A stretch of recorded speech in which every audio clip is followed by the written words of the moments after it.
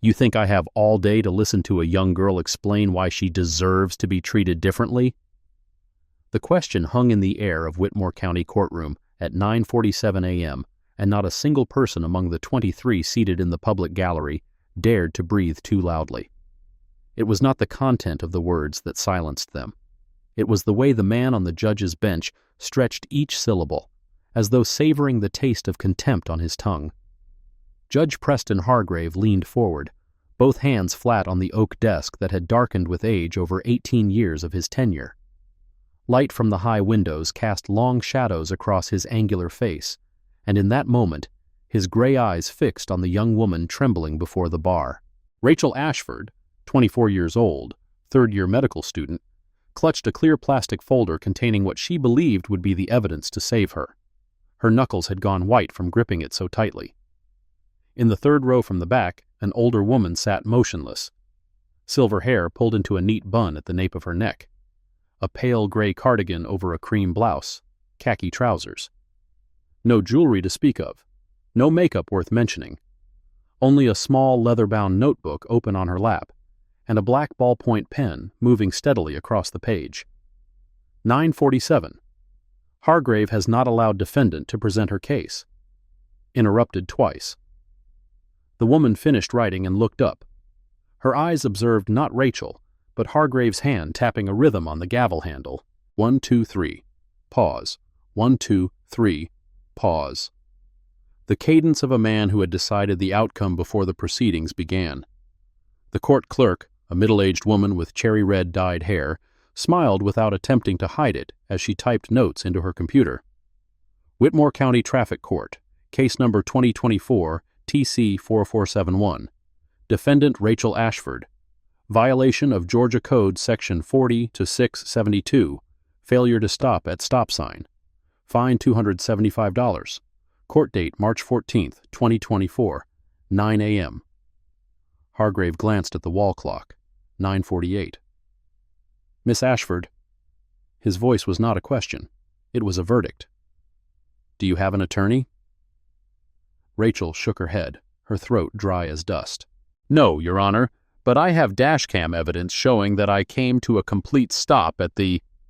I did not ask what you have. Hargrave cut her off, one hand raised as if swatting away a fly. I asked if you have an attorney. Answer yes or no. No. Good. Then you will not waste this court's time with legal arguments you are not qualified to make. In the third row, the ballpoint pen paused mid-stroke. The silver-haired woman looked up, and for the first time that morning, her eyes met Rachel's. Her niece. Her sister's daughter. The child she had taught to read law books at 12 years old, not to become a lawyer, but to understand that the law was meant to protect the vulnerable from those who wielded power. But in Whitmore County, on this March morning, the law seemed to be wearing a black robe and sitting on a raised platform, looking down at a young woman as though she were refuse to be swept away. Hargrave tilted his head, his gray eyes scanning Rachel from head to toe. Officer Lundgren, are you present? From the witness row, a middle-aged man in police uniform stood. Badge number 4412 glinted under the fluorescent lights. Present, Your Honor. Officer, confirm your report. Travis Lundgren opened a small notebook, though he had no need to look at it. He had memorized these lines.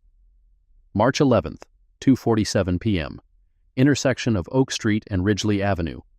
I observed the vehicle bearing the defendant's license plate fail to come to a complete stop at the posted stop sign. Driver appeared distracted, possibly using a mobile device. The silver-haired woman wrote quickly. Possibly using a mobile device. Not was using. Possibly. The language of speculation dressed up as observed fact. Does the defendant have anything to say? Rachel opened her mouth, but Hargrave had already turned to his clerk. Note for the record. Defendant has no authenticated evidence. Verdict. Your Honor. The voice that cut through did not belong to Rachel. It came from the third row, where the silver-haired woman had risen to her feet, notebook still in hand. Hargrave stopped.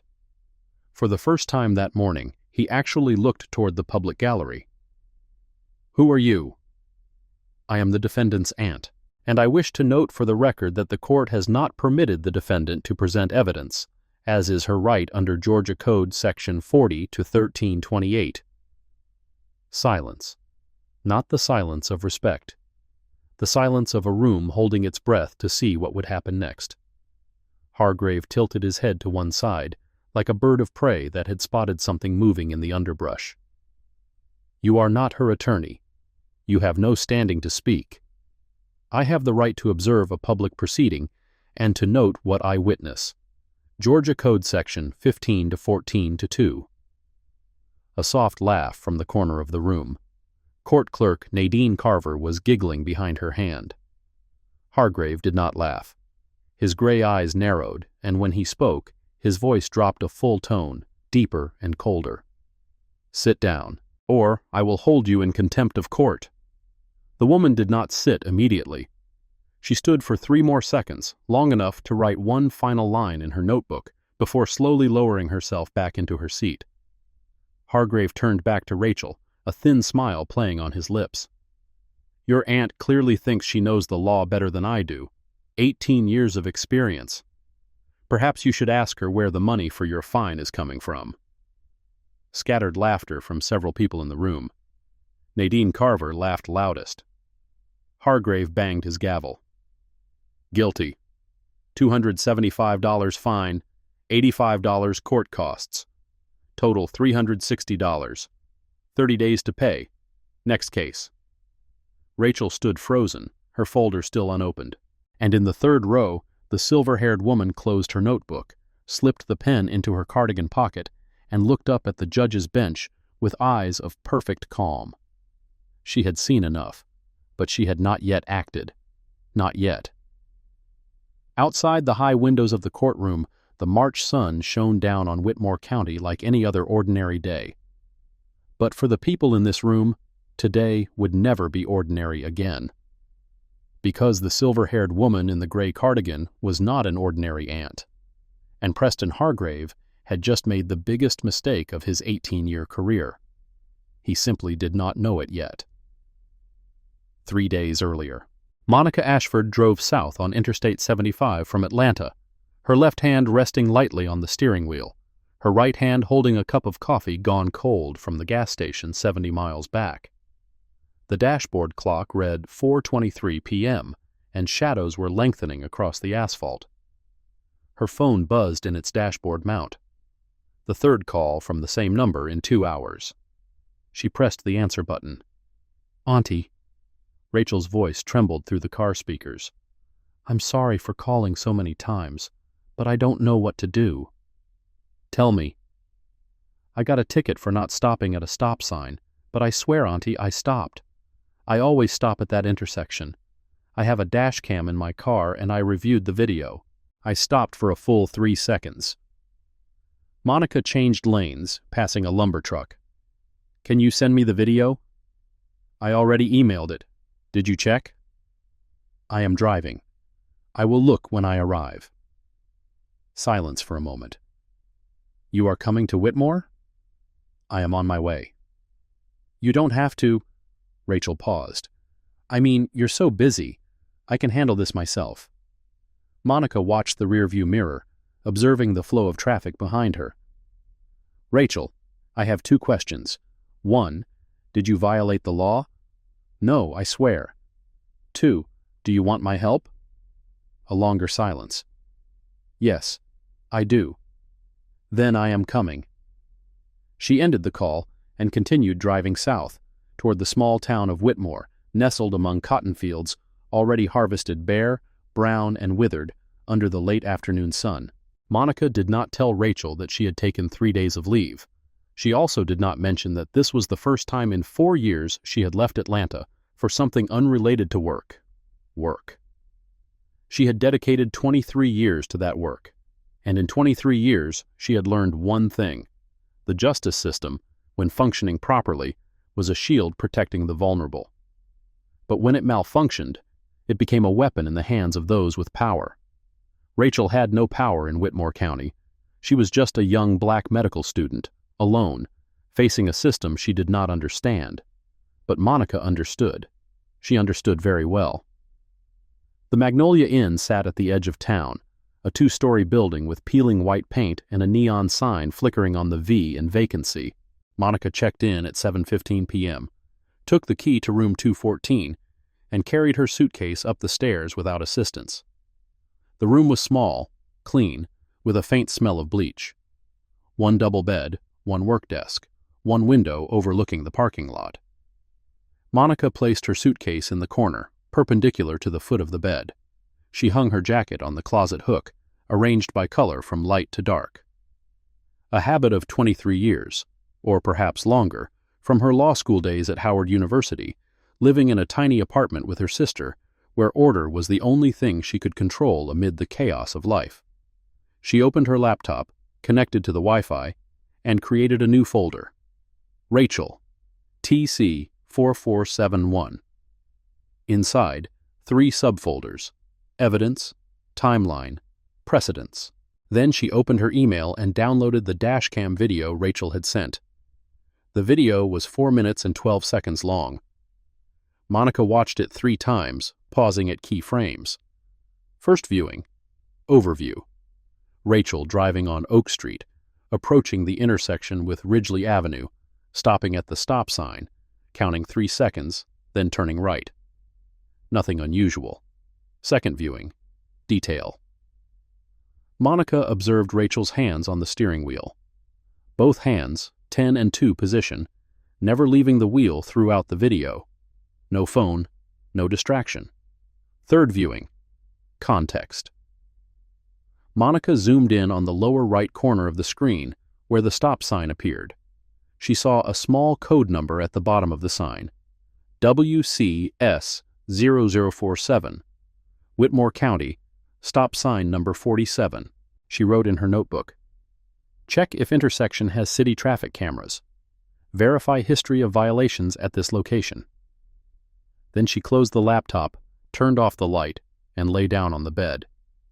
The ceiling had a water stain shaped vaguely like the map of Italy. Monica stared at it in the darkness, thinking.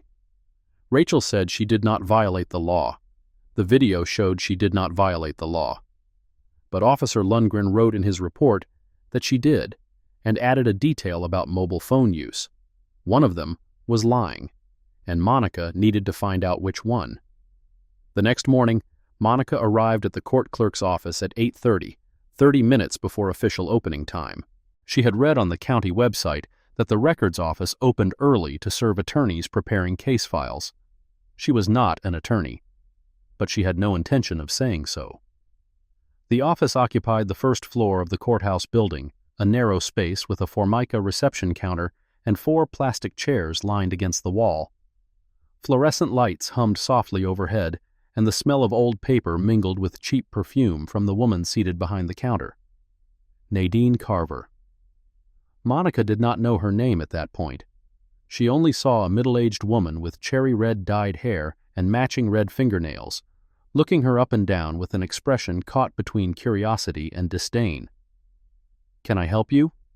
Carver's voice was sweet as sugar, but with a sharp edge underneath. "I would like a copy of the case file for case number 2024 TC 40471. Defendant Rachel Ashford." Carver raised an eyebrow. "Are you her attorney?" "I am a family member. The Georgia Open Records Act, OCGA Section 50:18-70, permits any citizen to request copies of public records." Something flickered in Carver's eyes. Not surprise. Something closer to irritation. "Oh, a family member who knows the law. That is rare." She turned to her colleague at the adjacent desk, a young woman absorbed in data entry. "Jenny, did you hear that? We have a family member who knows the law visiting us." Jenny glanced up, smiled weakly, then returned to her work. Monica did not react. She simply stood there, back straight, hands clasped in front of her, and waited. 1 minute, 2 minutes, 3 minutes. Carver sat motionless, as if waiting to see whether Monica would give up or continue standing. Monica continued standing. Finally, Carver sighed, pushed her chair back, and stood up. "What was the case number?" 2024 TC 4471. Carver walked into the file room behind the counter, and Monica heard the sound of metal drawers sliding open, paper rustling. 4 minutes later, Carver returned with a thin folder. $5 for photocopying. Monica took out her wallet, placed a $5 bill on the counter. Carver counted the money, wrote a receipt, and pushed the folder toward Monica as though it were something dirty. Anything else? No, thank you. Monica took the folder, turned, and walked out of the office. She did not look back.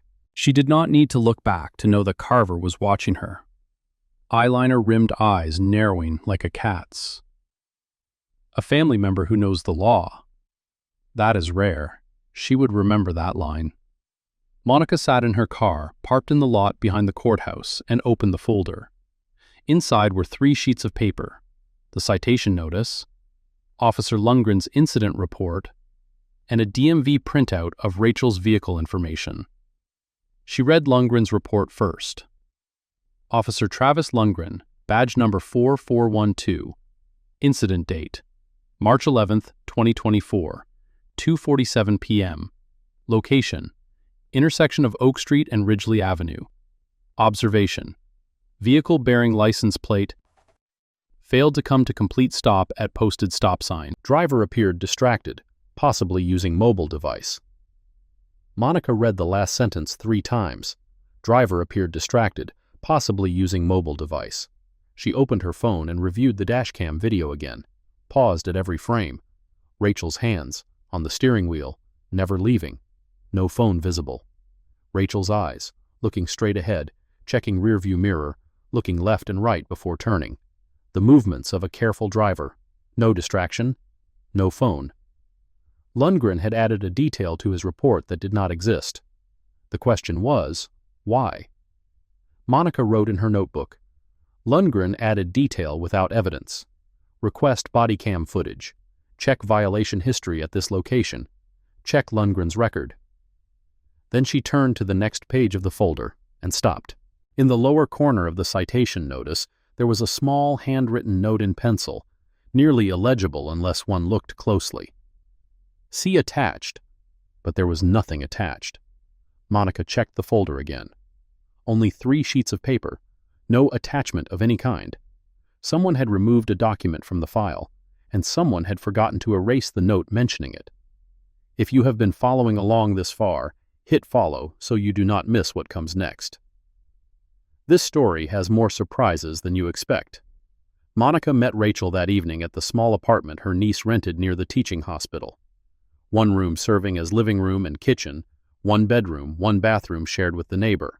Medical textbooks piled on the coffee table, a stethoscope hanging from the door handle. Rachel made tea, and the 2 of them sat facing each other on the worn sofa. "Did you find anything, Auntie?" Monica placed the folder on the table. "Officer Lundgren's report says you were distracted and possibly using your phone, but the dashcam video shows you were not using your phone." Rachel nodded vigorously. "I know, I told you." "There is another problem." Monica flipped the folder open and pointed to the handwritten note. "See attached. But there is nothing attached to the file you received." Rachel leaned down to look. "You mean there is a missing document? Possibly removed or held back. I do not know what it was."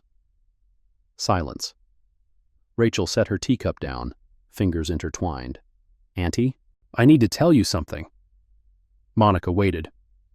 "That day, when Officer Lundgren stopped me, he—" Rachel hesitated.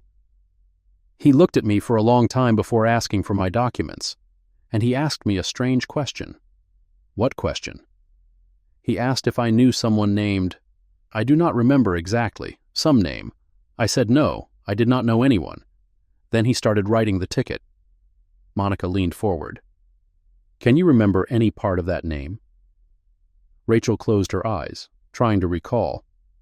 "Something like Mar or Mer. I am not sure. But I remember his tone changed when I said I did not know the person.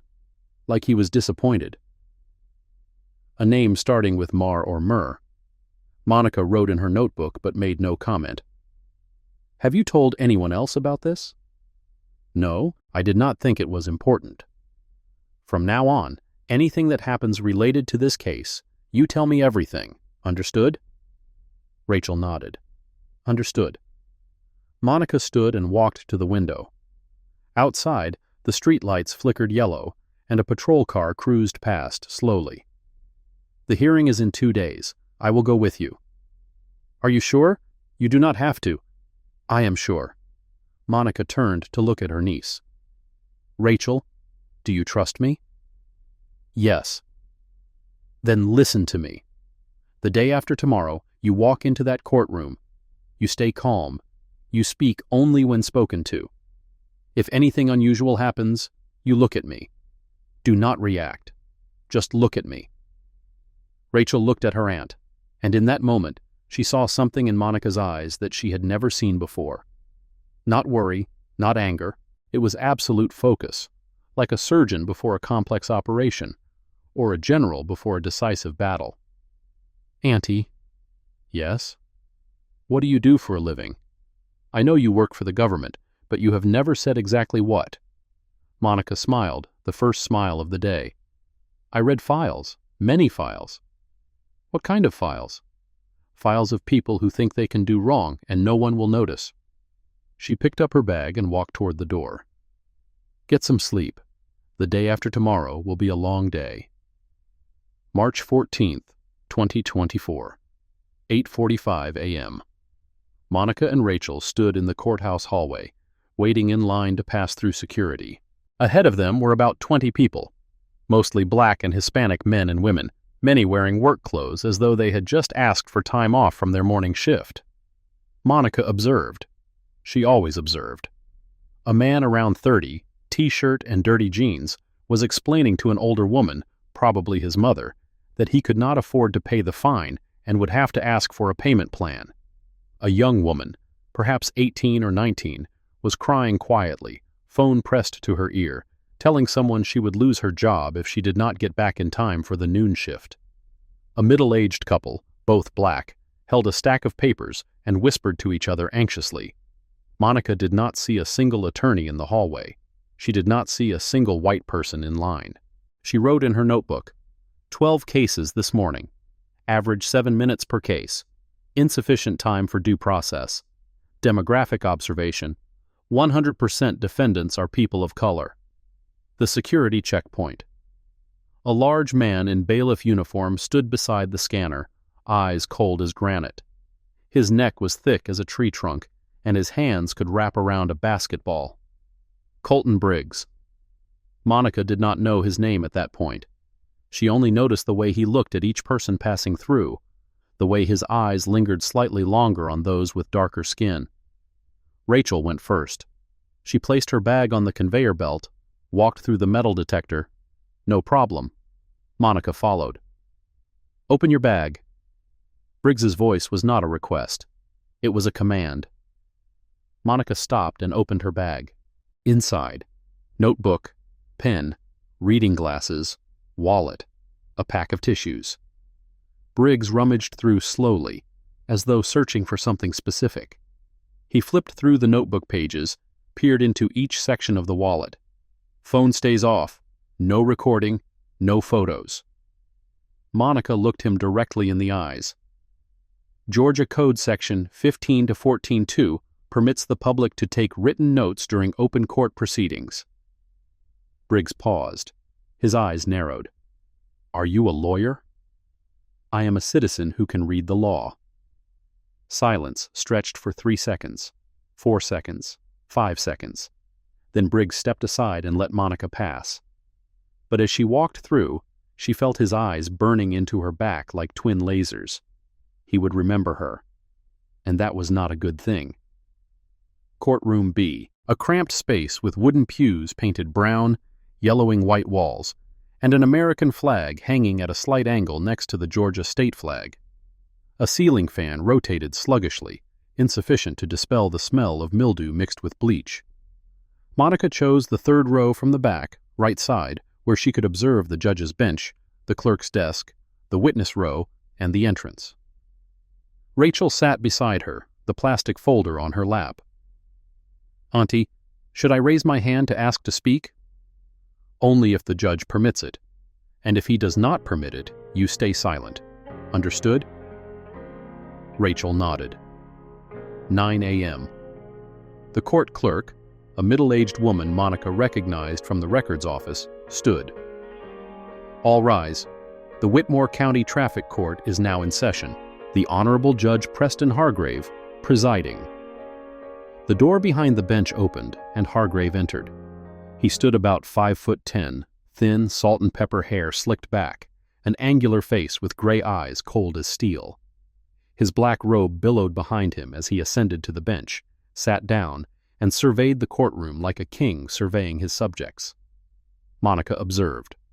Hargrave's hand rested on the desk, fingers tapping a rhythm.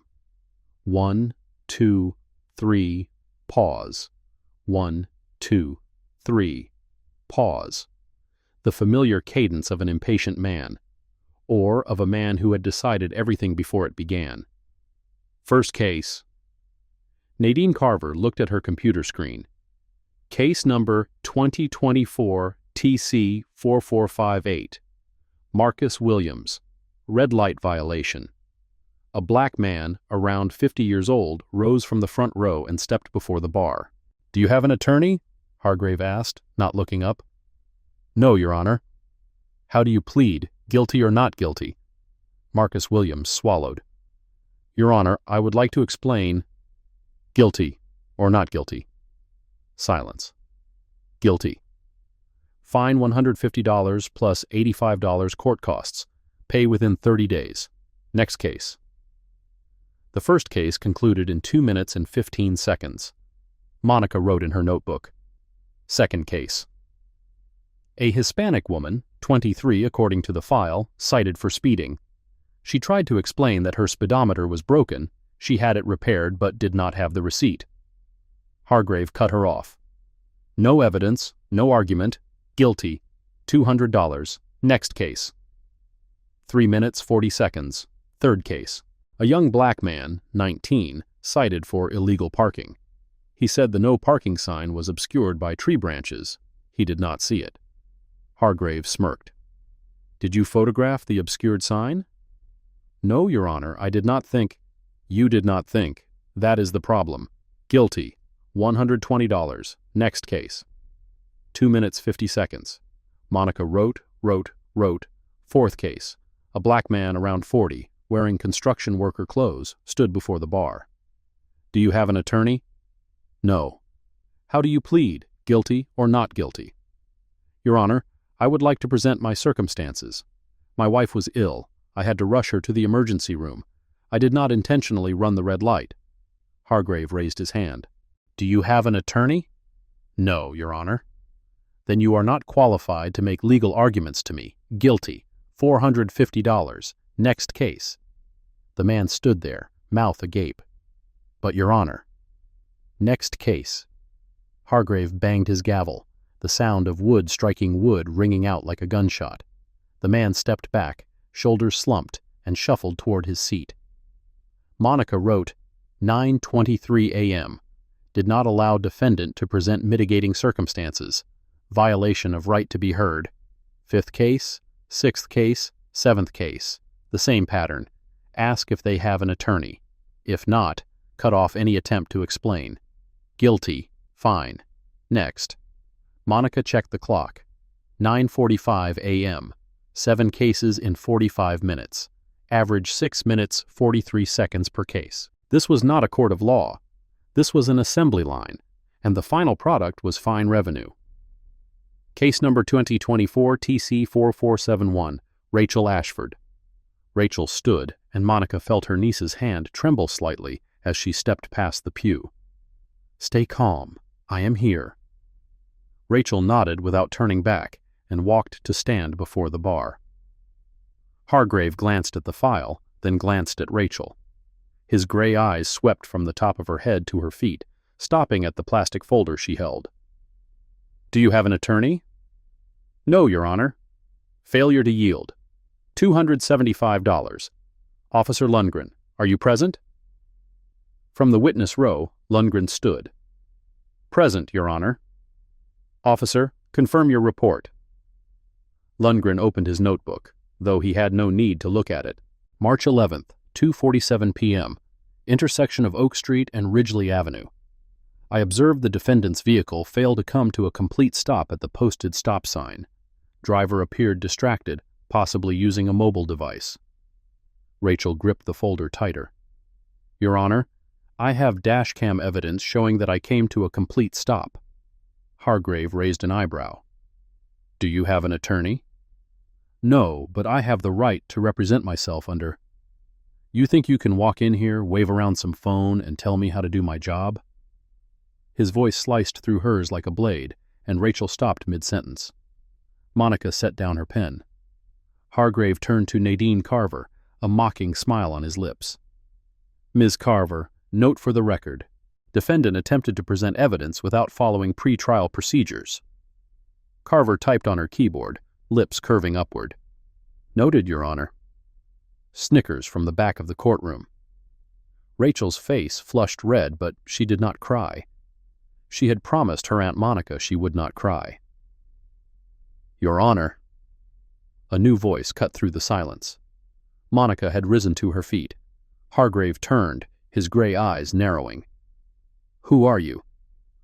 I am the defendant's aunt, and I wish to note for the record that the defendant has the right to present evidence under Georgia Code, Section 40-13-28. Silence. Not the silence of respect. The silence before a storm. Hargrave tilted his head, like a predator assessing its prey. You are not her attorney. You have no standing to speak. I have the right to serve as a character witness if the court permits, and I have the right to observe a public proceeding. Sit down, or I will hold you in contempt of court. Monica did not sit immediately. She stood for 3 more seconds, long enough to write one final line in her notebook, before slowly lowering herself back into her seat. Hargrave turned back to Rachel, and the smile on his lips widened, grew crueler. Your aunt clearly thinks she knows the law better than I do. 18 years of experience. Perhaps you should ask her where the money for your fine is coming from. Scattered laughter. Nadine Carver laughed loudest. Miss Ashford. Hargrave banged his gavel. Guilty. $275 fine, $85 court costs. Total $360. 30 days. Next case. Rachel stood frozen, her folder still unopened. But, Your Honor, I said next case. Hargrave banged his gavel again, harder, and Rachel flinched and stepped back. She turned to look at her Aunt Monica. And in the eyes of the silver-haired woman, she saw something strange. Not anger, not disappointment. It was perfect calm, like the surface of a lake before a storm. Still, but with something deep beneath, waiting. Monica gave a slight nod. Rachel understood the signal. She turned, walked back to the pew, and sat beside her aunt. Auntie, she whispered. Did you see? He did not even look at my folder. I saw. What do we do now? Monica closed her notebook and tucked it into her cardigan pocket. Now we wait. Wait for what? Monica did not answer. She only looked up at the judge's bench, where Hargrave was processing the next case, and in her mind, the pieces were slowly falling into place. Lundgren's falsified report, the document removed from the file, the strange question about a name starting with Mar or Mur, Hargrave's demeanor as though he had known Rachel was coming and had prepared exactly how to treat her. Something was wrong here, systematically wrong, and Monica was going to find out what. The session ended at 11:15 a.m. 12 cases, total time, 2 hours, 15 minutes. Average 11.5 minutes per case, including the break. Not a single defendant was acquitted. Not a single piece of defendant evidence was examined. Total fines collected. Estimated around $3,700. Monica and Rachel stepped into the hallway, and immediately she sensed the eyes on them.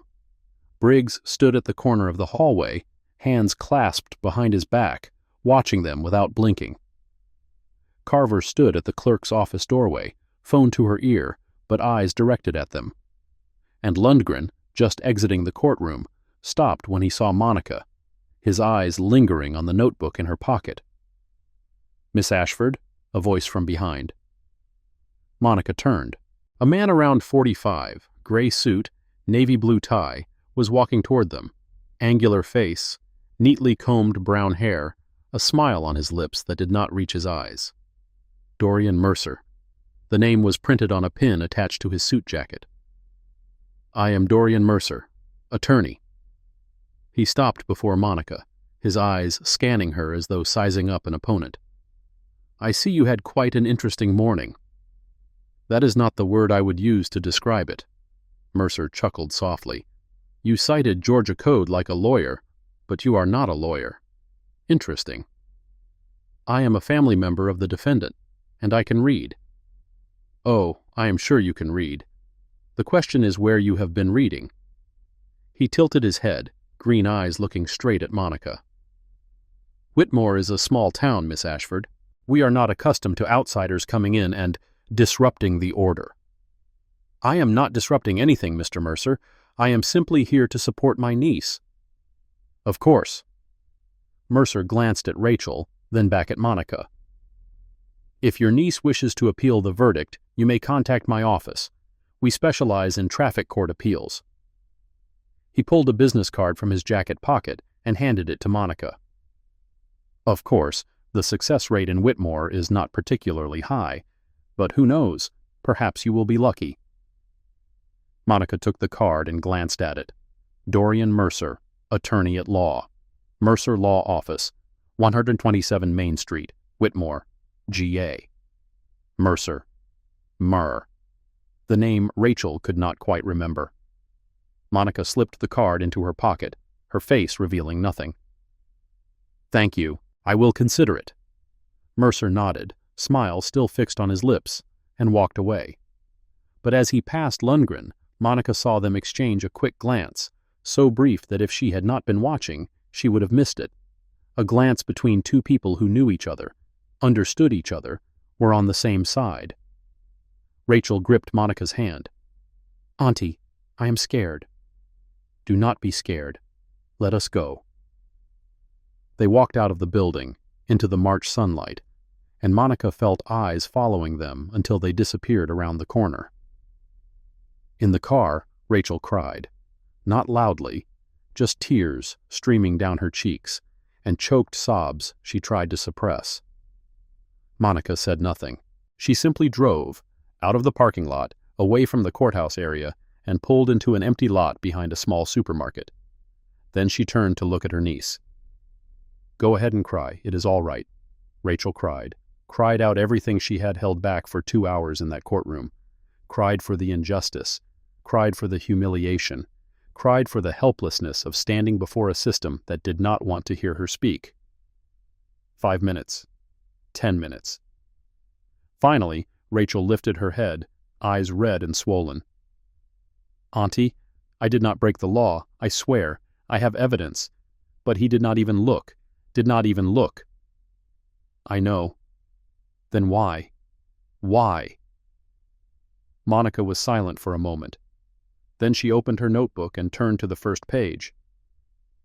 "Rachel, I am going to show you something, and you must promise me you will not tell anyone."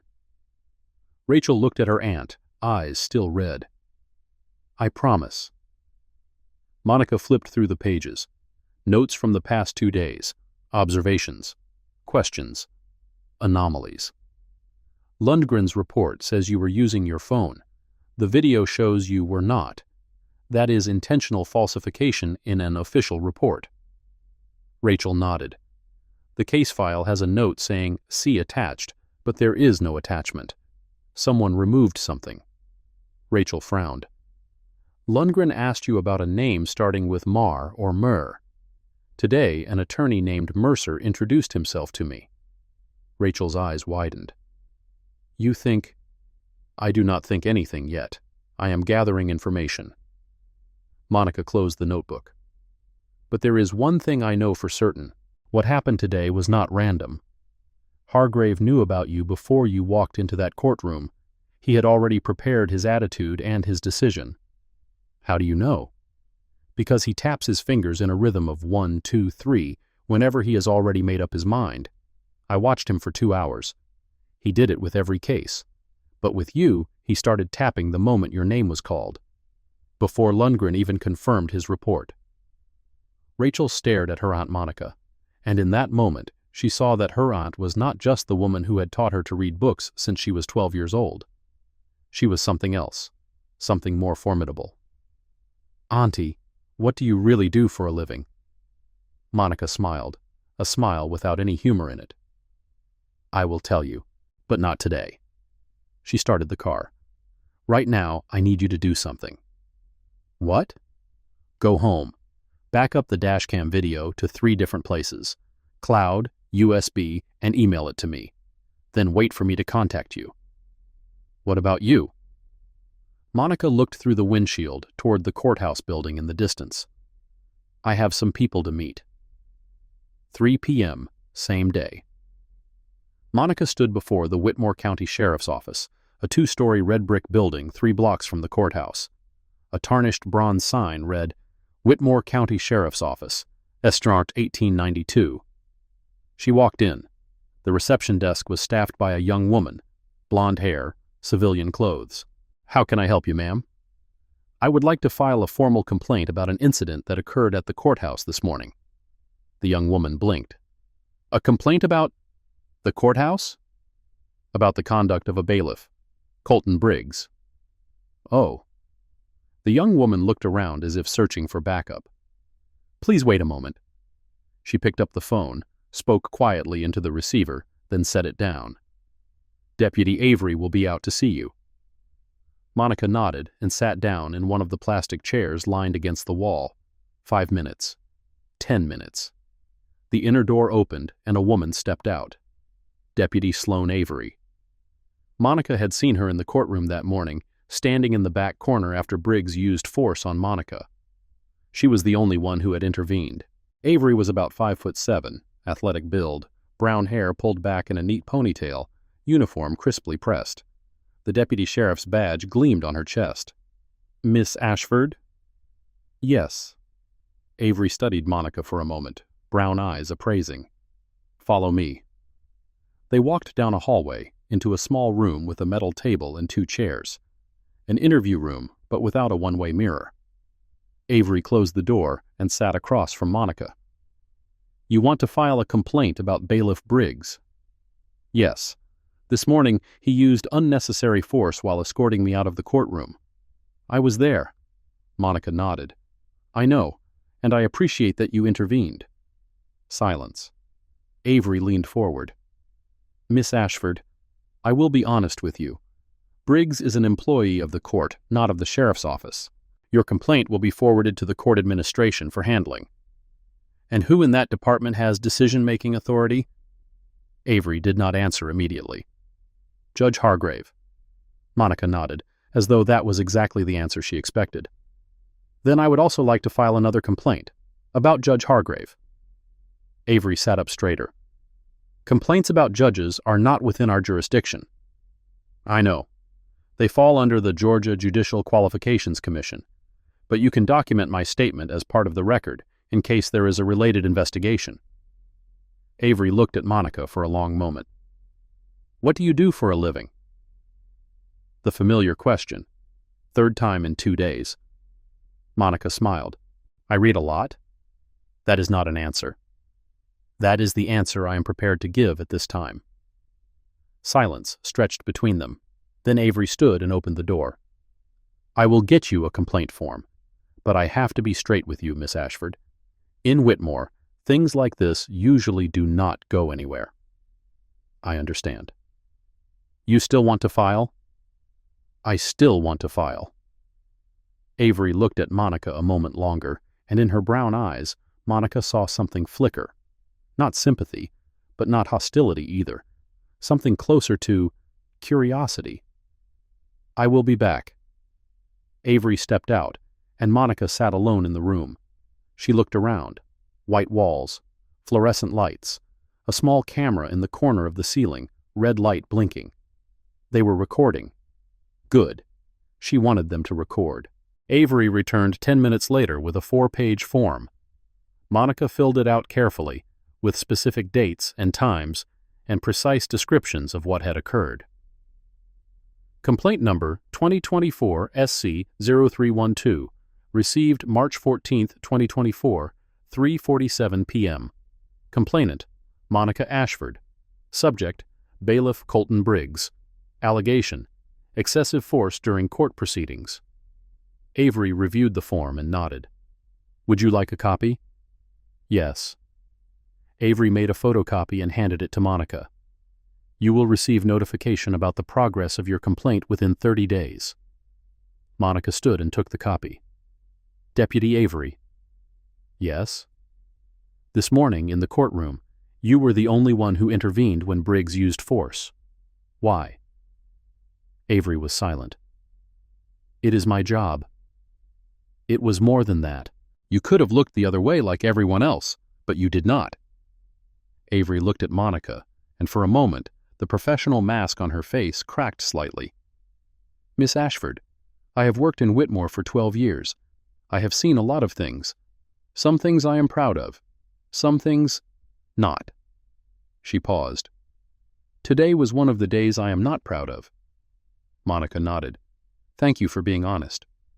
Do not thank me. I am just doing my job. Avery opened the door to let Monica out. Miss Ashford, Monica turned. If you really want this complaint to go anywhere, you will need more than a form. You will need evidence. A lot of evidence. I know. And you should be careful.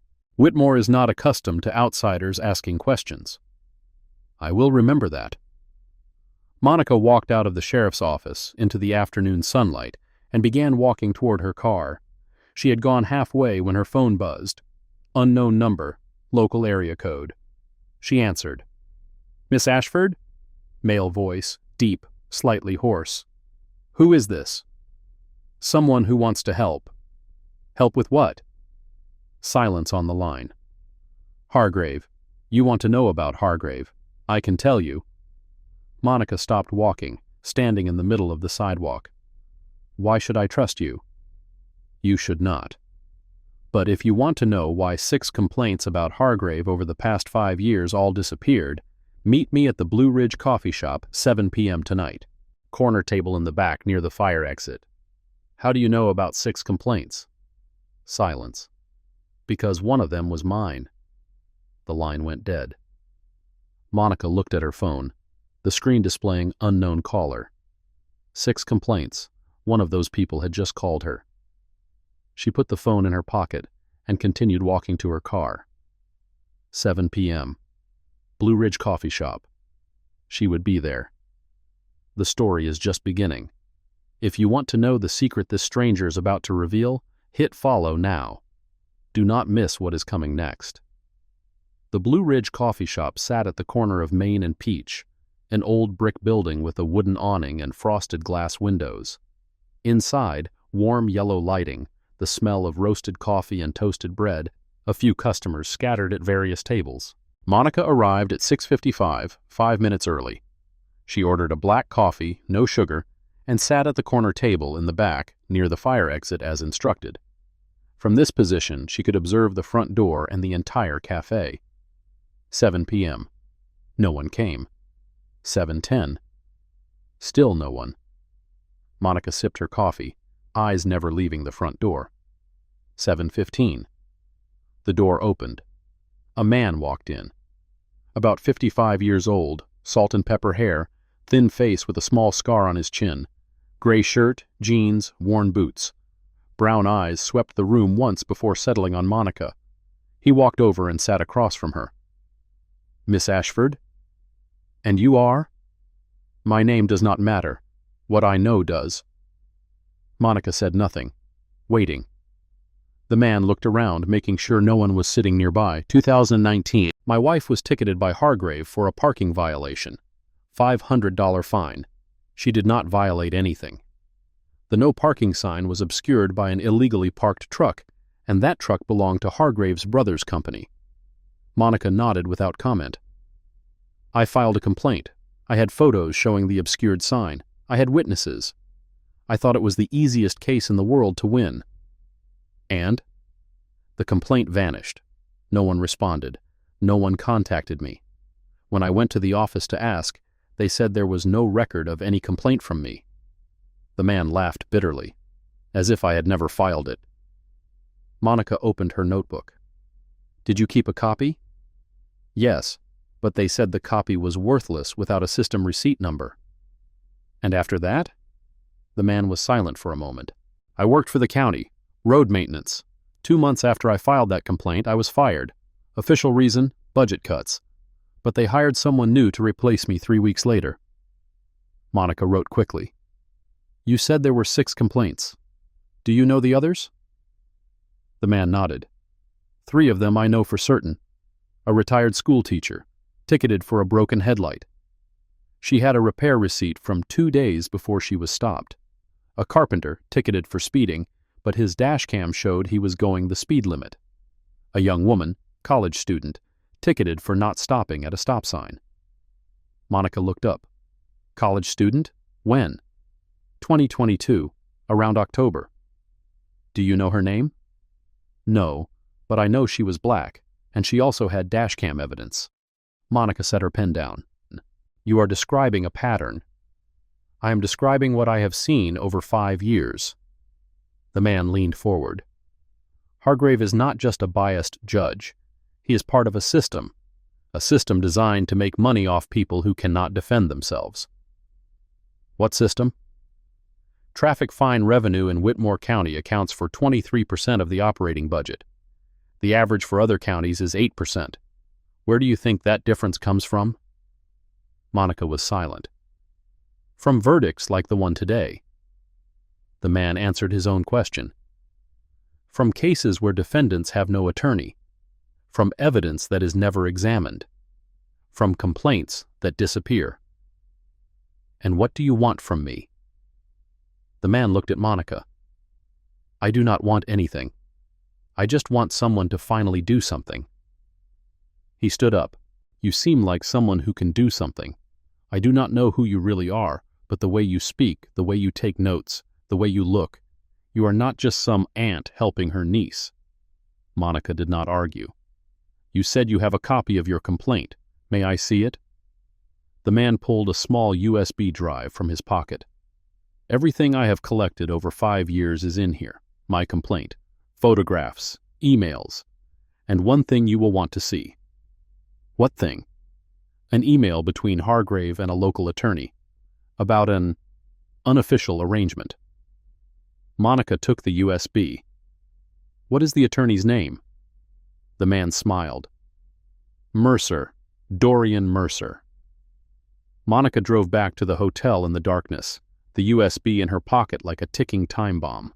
She did not open it immediately when she reached her room. She showered first, changed clothes, made a cup of tea from the electric kettle. Then she sat at the desk, plugged the USB into her laptop, and began reading. First folder, Complaint 2019. Inside was a scanned copy of the man's complaint, with all the details he had described. Photos of the obscured sign, photo of the truck with the company logo, photo of his wife's ticket. Second folder, Others. 3 PDF files, 3 complaints from 3 different people. The retired school teacher, the carpenter, the college student. Monica opened the college student's file. Name, Keisha Williams. Age, 21. Incident date, October 14th, 2022. Violation, failure to stop at stop sign. Location, intersection of Oak Street and Ridgely Avenue. The same intersection as Rachel. Monica read on.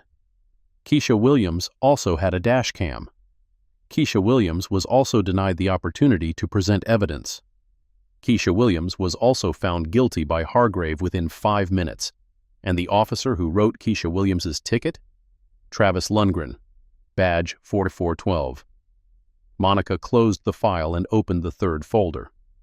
Hargrave Mercer email, a single email scanned from a printout. From Preston Hargrave to Dorian Mercer. Subject, monthly reconciliation. Date, December 15, 2021. Dorian, numbers for November attached. Your referrals account for 34 cases. Total fines collected $12,450. Standard 15% as discussed. Transfer as usual. Same account. PH. Monica read it again. Your referrals account for 34 cases. Standard 15% as discussed. Hargrave was splitting fine revenue with Mercer. No, not splitting fine revenue. Mercer was referring cases to Hargrave for prosecution and receiving 15% of the collected fines. This was not ordinary bias. This was systematic corruption. Monica closed the laptop, and in the darkness of the hotel room, she sat motionless for a long while. She had seen many corruption cases in her 23-year career. Judges taking bribes, prosecutors suppressing evidence, police falsifying reports. But this was the first time she had seen such a complete system. Police writing false tickets, a judge finding defendants guilty without examining evidence, an attorney recruiting victims and splitting the profits, and all of it protected by silence. Complaints disappeared. Witnesses lost their jobs. Evidence was never reviewed. Whitmore County was not a court of law. This was a business, and Rachel was just the latest customer. Monica opened her notebook and wrote a single line. Tomorrow. Georgia Judicial Qualifications Commission. Official complaint. Then she turned off the light, lay down on the bed, and stared at the ceiling in the darkness. The water stain shaped like Italy was still there, faintly visible in the light filtering through the curtains from the street lamps outside. She would not sleep tonight. But that was all right. She was used to it. The next morning, Monica did not leave Whitmore immediately. She drove to the intersection of Oak Street and Ridgely Avenue. 8 a.m. Traffic was sparse. A few cars passed through, stopping at the stop sign, then continuing on. Monica parked on the shoulder, stepped out. The stop sign stood at the corner, gray metal with bright red stop lettering. Below it, small text, WCS 0047. She looked around. No city traffic cameras here. No nighttime lighting. Just the stop sign and an old oak tree. This was the perfect location. No objective evidence beyond a police officer's word. No independent way to verify who was right or wrong. Only the driver's dashcam, if they had one. And if they did not? Guilty. Fine. Next case. Monica took several photos with her phone. The sign. The corner. The sight lines from various directions. Then she walked toward her car and stopped. A patrol car was parked across the street, lights off, engine off. Inside, a figure sat motionless. Monica could not see the face clearly through the car window, but she could see the badge number on the door. 44112. Lundgren. He was watching her. Monica did not react. She got into her car, started the engine, and drove away. In the rearview mirror, she saw the patrol car sitting still, not following, not moving, just watching.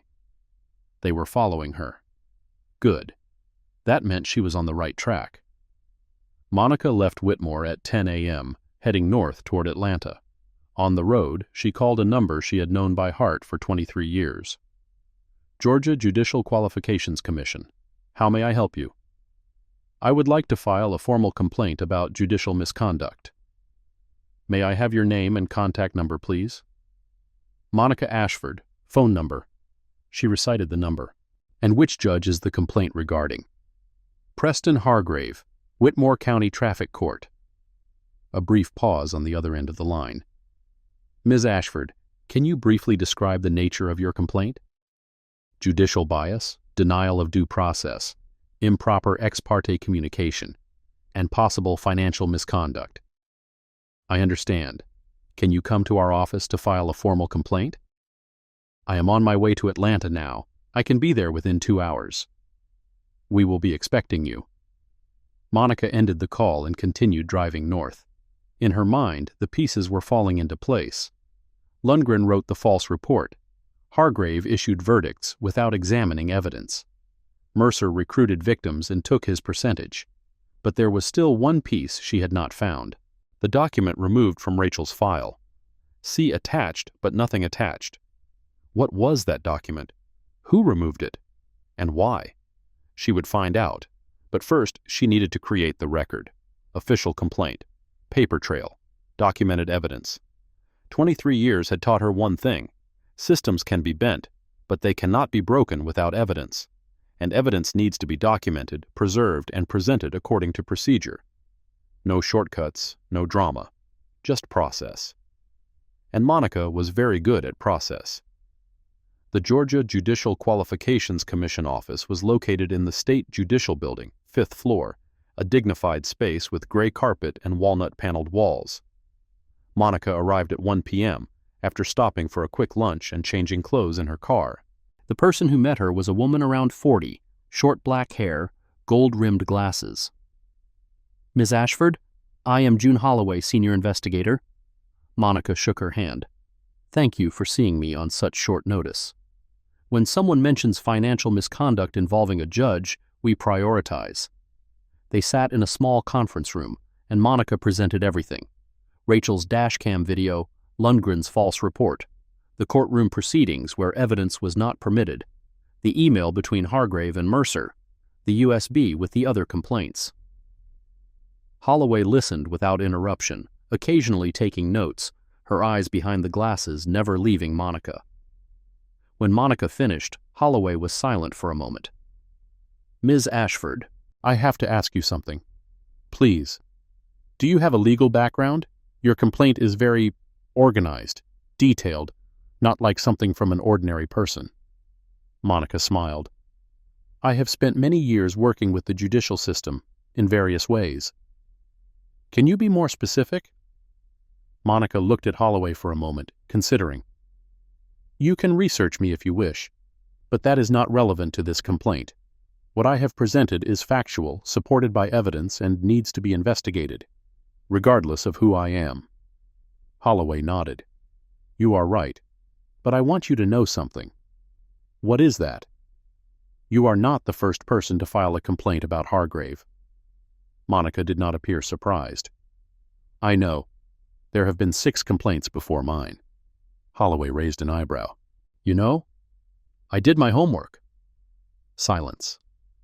Then Holloway smiled, for the first time since they had met.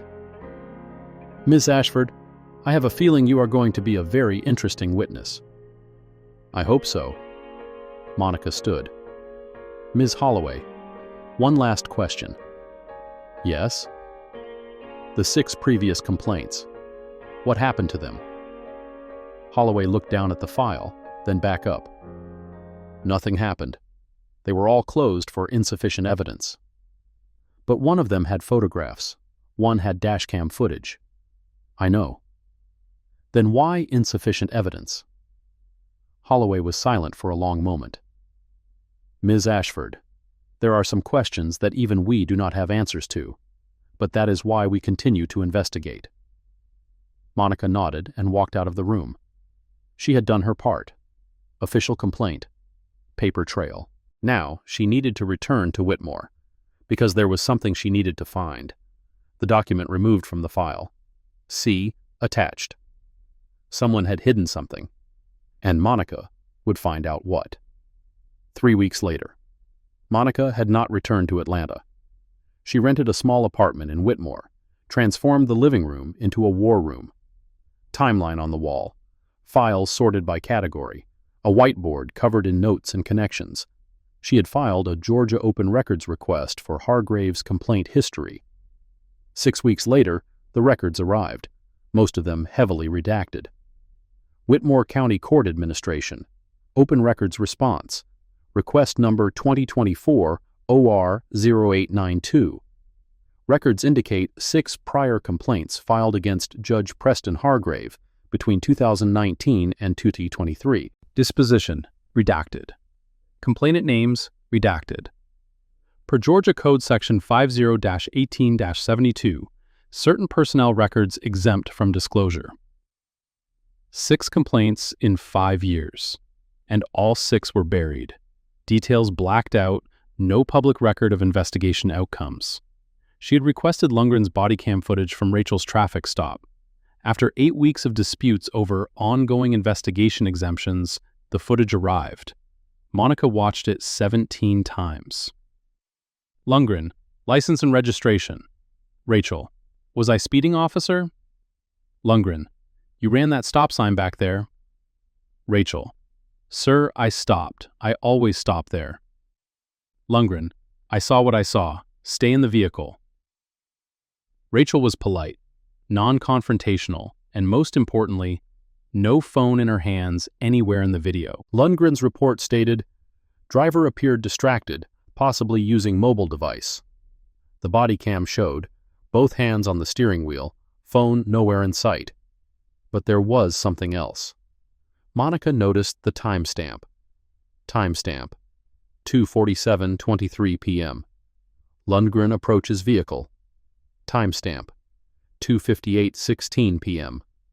Lundgren returns to patrol car to write citation. 11 minutes. But the footage between those timestamps? Only 5 minutes recorded. 6 minutes of body cam footage was missing. No explanation in the chain of custody documentation. Monica wrote in her notebook, 6 minutes unaccounted for. What happened? Equipment malfunction? Or deliberate deletion? Then came the email, not through official channels. An encrypted PDF from an anonymous sender, delivered to a burner email address Monica had set up specifically for this investigation. She almost deleted it as spam. But the subject line caught her attention. Hargrave, what they don't want you to see. Inside was a single document. An email from Preston Hargrave to Dorian Mercer, dated 4 days before Rachel's court appearance. From Preston Hargrave Fargrave at whitmorecourtgay.gov to Dorian Mercer, dmercer at mercerlawwhitmore.com. Subject, Thursday. Docket. Date, March 10, 2024, 6:47 p.m. Dorian, heavy docket. Thursday, several of yours. That new one, Ashford, looks like another one trying to play lawyer. Lundgren gave me heads up. Should be quick. PH. Monica read it 3 times. Lundgren gave me heads up. Hargrave knew about Rachel before the hearing, had been briefed by Lundgren, had discussed it with Mercer, who had multiple cases before Hargrave's court about how to handle it. Should be quick. He had already decided the outcome before Rachel walked into the courtroom. This was not bias. This was coordination. And there was something else, something that made Monica's blood run cold.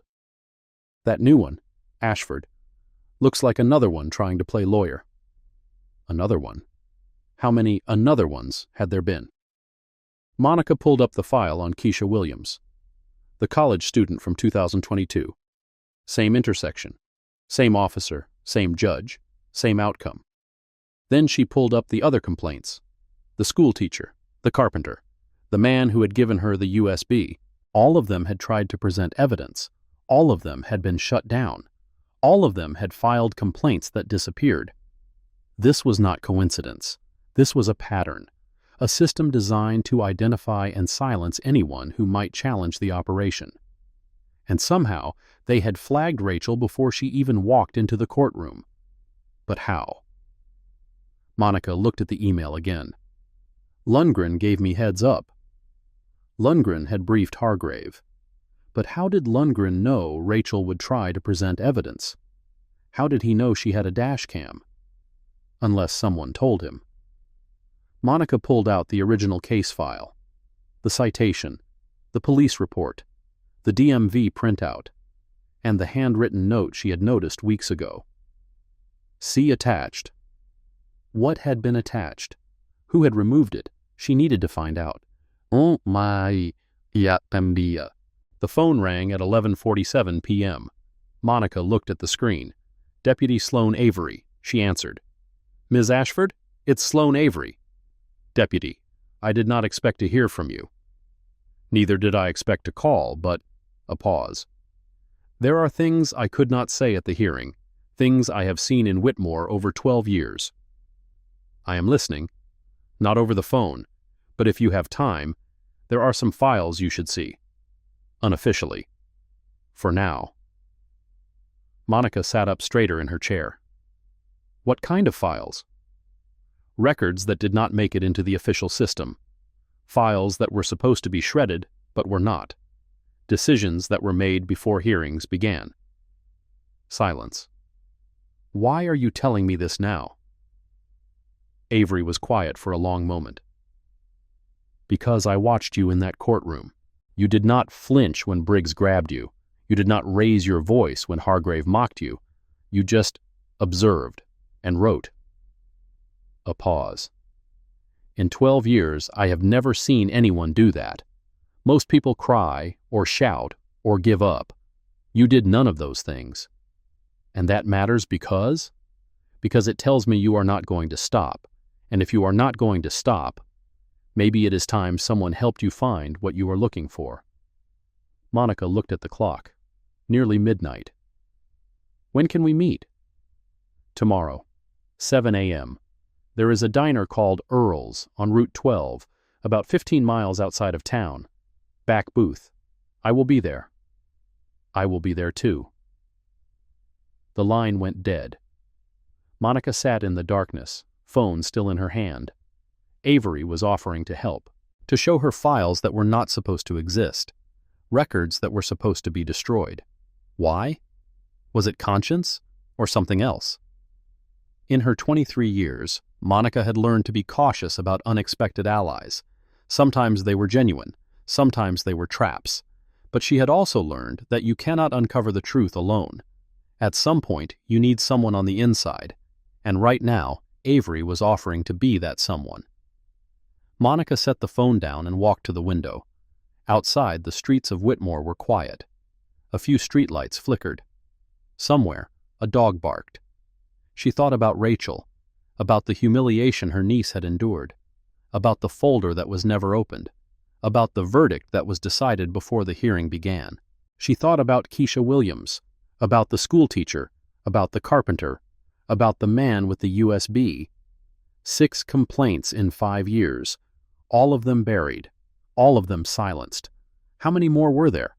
How many people had walked into that courtroom, tried to present evidence, and been crushed by a system that was designed to crush them? Monica did not know, but she was going to find out. And whoever was running this operation, Hargrave, Mercer, Lundgren, whoever else, they had made one critical mistake. They had chosen the wrong target. 6:55 a.m. Monica pulled into the gravel parking lot of Earl's Diner, a weathered building with a hand-painted sign and a pickup truck parked by the door.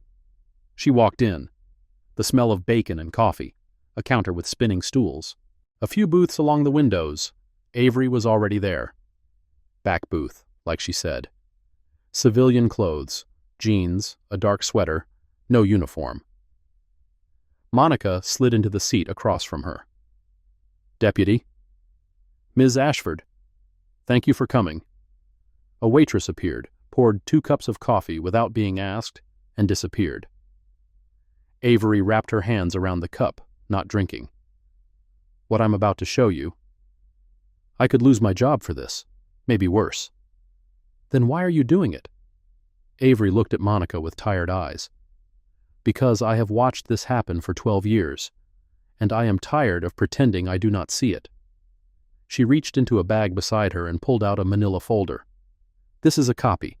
The original is in a file cabinet in the records office. 3rd cabinet from the left, the one they think no one knows about. Monica took the folder, but did not open it. What is in here? A list, names and dates. Every complaint filed against Hargrave in the past 7 years, not 6. 7. The 7th one was filed 3 weeks ago. Monica's eyes narrowed. By whom? By a woman named Patricia Holden. She's a paralegal at a law firm in Atlanta. She was passing through Whitmore, got stopped by Lundgren. Same intersection, same story. But unlike the others, she did not just file with the county. She filed directly with the JQC. And 2 days after she filed, she received a visit. 2 men. They did not identify themselves. They told her that pursuing the complaint would not be wise, that there were people in Whitmore who did not appreciate outsiders causing trouble. Avery paused. She withdrew her complaint the next day. Monica opened the folder. Inside was a list: names, dates, complaint numbers, and next to each one, a single word in red ink: closed. But at the bottom, there was one more entry, different from the others. Rachel Ashford, March 14, 2024, complaint pending. And next to it, in blue ink, flag, connected to M.A. Monica looked up. M.A.? Avery met her eyes. Your initials, Ms. Ashford. They flagged Rachel's file because of you, not because of what she did, because of who she is connected to. Monica's mind raced. How do they know who I am? Avery shook her head. I do not know, but someone does. Someone ran a check on you, and whatever they found, it scared them. She leaned forward. Ms. Ashford, I do not know who you are. I do not know what you do for a living, but I know that Hargrave has been running this operation for 18 years, and in 18 years, no one has been able to touch him. No complaint has ever gone anywhere. No investigation has ever been completed. She paused. Until now. Until you. Monica closed the folder. Deputy Avery, you said you do not know who I am. That is correct. Would you like to know? Avery was silent. Monica reached into her bag and pulled out a small leather case. She opened it and placed it on the table between them. Inside was an ID badge, a photograph, a seal. Avery looked at it. Her face went pale. Holy cow! Monica picked up the badge and returned it to her bag. Now you know. Avery sat back, her coffee forgotten. I am. And you came to Whitmore for your niece's traffic ticket. I came to Whitmore because someone in this county decided that my niece, and hundreds of others, did not deserve due process, and I intend to find out who, and how, and why. Avery was silent for a long moment. What are you going to do? Monica stood, leaving money on the table for the coffee. I am going to do what I do best, Deputy.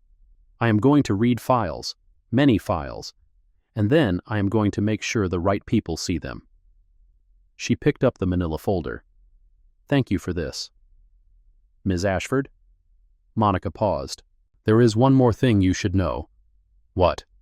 The note in Rachel's file, the one that said, "See attached" with nothing attached. Yes? I know what was attached. It was a prior incident report, from 3 years ago, same intersection, same officer.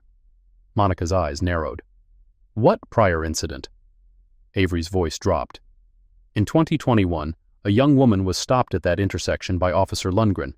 She was cited for failure to stop. She contested it. The case went to Hargrave. He found her guilty. A pause. 2 weeks later, she filed a complaint. 2 weeks after that, she was found dead in her apartment, ruled a suicide. Monica stood absolutely still. What was her name? Avery looked at her with haunted eyes. Her name was Maya Mercer. The room seemed to tilt. Mercer? Dorian Mercer's daughter. Monica drove back to Whitmore in silence, her mind reeling. Maya Mercer, Dorian Mercer's daughter, stopped by Lundgren, found guilty by Hargrave, filed a complaint, died 2 weeks later. And now Dorian Mercer was working with Hargrave, referring cases to him, taking a percentage of the fines. Why would a man whose daughter died after filing a complaint against the system become part of that system? Unless he did not believe it was a suicide, unless he believed something else, unless he was protecting something, or someone, or unless he was being protected. Monica pulled over to the side of the road, her hands gripping the steering wheel. The document removed from Rachel's file. The attachment that was no longer attached. It was a prior incident report from Maya Mercer's case. Someone had removed it. Someone did not want anyone to see the connection. But why flag Rachel's file? Why connect it to Monica? Unless they knew who Monica was, what she could do, what she represented. And they were afraid. Monica started the car again and continued driving. She needed to get back to her apartment. She needed to make some calls. She needed to... Her phone buzzed. A text message from an unknown number. She glanced at the screen. Sheriff Wells has known about Hargrave since 2019. Third file cabinet, records office. Not everything was scanned into the system. Monica stared at the message. Sheriff Wells. Not deputy sheriff. Not sheriff's office. Sheriff, specifically. The 6 complaints that disappeared over 5 years. They had all been CC'd to the sheriff. Someone higher than Avery had known all along, had always known, and had done nothing. Monica looked at the road ahead, at the small town of Whitmore emerging from the morning mist. She had come here for a traffic ticket. She had found something much bigger, a system, a network, a cover-up that stretched back years, maybe decades. And at the center of it all, a dead woman named Maya Mercer, whose father now worked hand in hand with the man who had ruled against her. What had really happened to Maya Mercer? What did Dorian Mercer know? And what was in that third file cabinet that someone did not want anyone to find? Monica did not have the answers yet, but she would, because one case had ended, and another one had just begun, and somewhere in Whitmore County, in a dark records office, a file cabinet held secrets that could bring the whole system crashing down. Monica just had to find them before they found her. The sun was rising over Whitmore, casting long shadows across the empty streets. A new day was beginning, and Monica Ashford was just getting started. Monica sat in her rented apartment at 2:14 a.m., the manila folder spread across the kitchen table, and felt something she had not felt in years. Fear, not for herself. She had faced down corrupt judges, violent defendants, political pressure that would have broken lesser people. In 23 years on the bench, she had learned that fear for yourself was a luxury you could not afford. But fear for others, that was different. Maya Mercer had been 23 years old when she died, the same age as Rachel, a young woman who had done nothing wrong except try to fight back against a system that did not want to be challenged. And now Rachel was in the same system's crosshairs, flagged, connected to M.A., connected to Monica. Monica closed her eyes and thought of her sister, Diane, Rachel's mother, the woman who had called her 3 weeks ago, voice tight with worry, asking if Monica could help her daughter with a little legal trouble. A little legal trouble. If Diane knew what Monica had uncovered, if she knew that her daughter had wandered into a web of corruption that stretched back years, that included dead bodies and disappeared complaints and a sheriff who had looked the other way for a decade, she would never sleep again. Monica would not tell her. Not yet. Maybe not ever. But she would protect Rachel. Whatever it took. She opened her laptop and began composing an email to June Holloway at the Judicial Qualifications Commission. It was time to accelerate the timeline. 5 months later. The State Judicial Building in Atlanta rose against a gray September sky, its marble facade gleaming dully in the morning light. Monica stood at the entrance, briefcase in hand, and took a breath. 5 months of investigation. 5 months of FOIA requests and depositions and late-night phone calls. 5 months of building a case that would either bring down Preston Hargrave or expose Monica herself to retaliation from forces she still did not fully understand. She had thought, when this began, that it was about a traffic ticket, about her niece's humiliation, about one arrogant judge in one small county. She had been wrong. It was about Maya Mercer, about Keisha Williams, about the schoolteacher and the carpenter and the man with the USB, about every person who had walked into that courtroom hoping for justice and walked out with nothing but a fine and a lesson about how power really worked. It was about the third file cabinet. Monica had not been able to access it directly, not without tipping her hand, not without revealing who she was, but Avery had. Piece by piece, over 5 months, Avery had photographed documents and passed them through dead drops and encrypted channels. What they revealed was worse than Monica had imagined. Hargrave had not just been taking money from Mercer. He had been running a quota system. Each month, Lundgren and 3 other officers were expected to write a certain number of citations at designated intersections, intersections chosen specifically because they had no traffic cameras, no independent verification. The citations were funneled to Hargrave's docket. The defendants were found guilty. The fines were collected. 23% of Whitmore County's operating budget, year after year, and anyone who complained was dealt with, sometimes through bureaucratic disappearance, sometimes through pressure, visits from unidentified men, threats delivered in parking lots and living rooms, and sometimes, Monica suspected, through worse. Maya Mercer's death had been ruled a suicide, but the file contained anomalies. A toxicology report that showed traces of a sedative she had no prescription for. A neighbor's statement that was taken but never followed up on. The neighbor had heard voices in Maya's apartment the night she died. Male voices. Plural. The case had been closed in 4 days.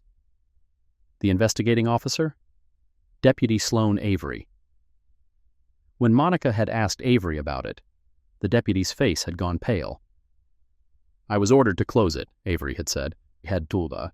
"Sheriff Wells called me into his office, told me the family wanted privacy, told me further investigation would only cause more pain." "And you believed him?"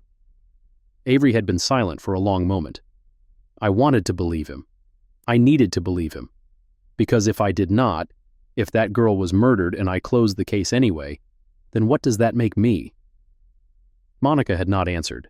Some questions did not have answers that anyone wanted to hear.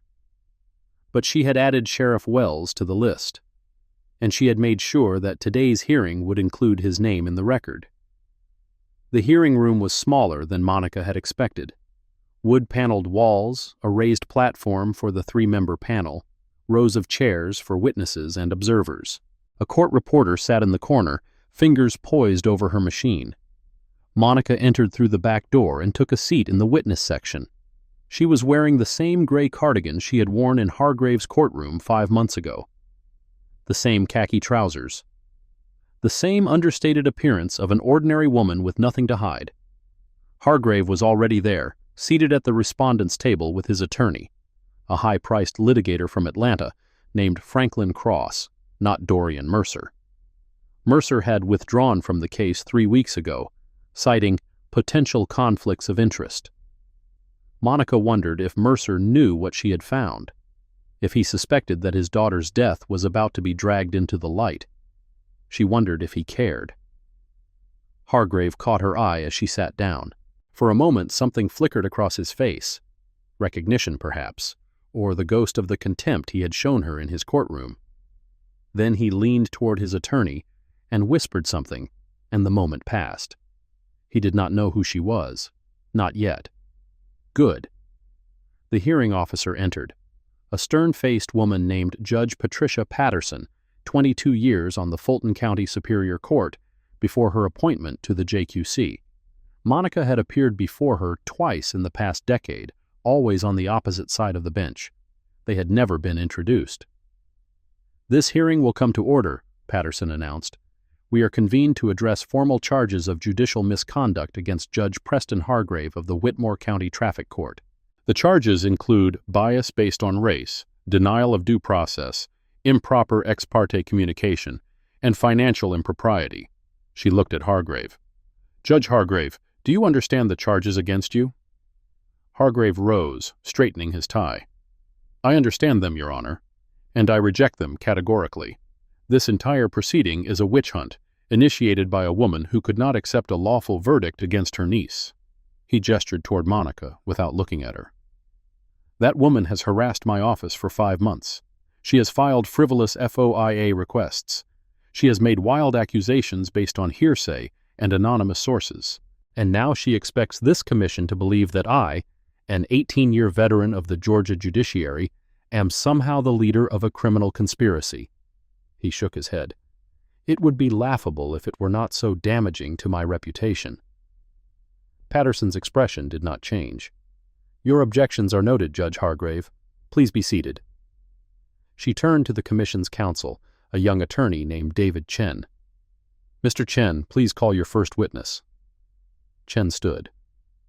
"The commission calls Monica Ashford." Monica rose and walked to the witness stand. The room felt very quiet, very still. She could feel Hargrave's eyes on her, could feel the weight of his contempt pressing against her like a physical force. She thought of Rachel, of Maya Mercer, of all the people who had stood in courtrooms like this one, hoping for justice, receiving something else entirely. She raised her right hand and swore to tell the truth. Chen approached the witness stand.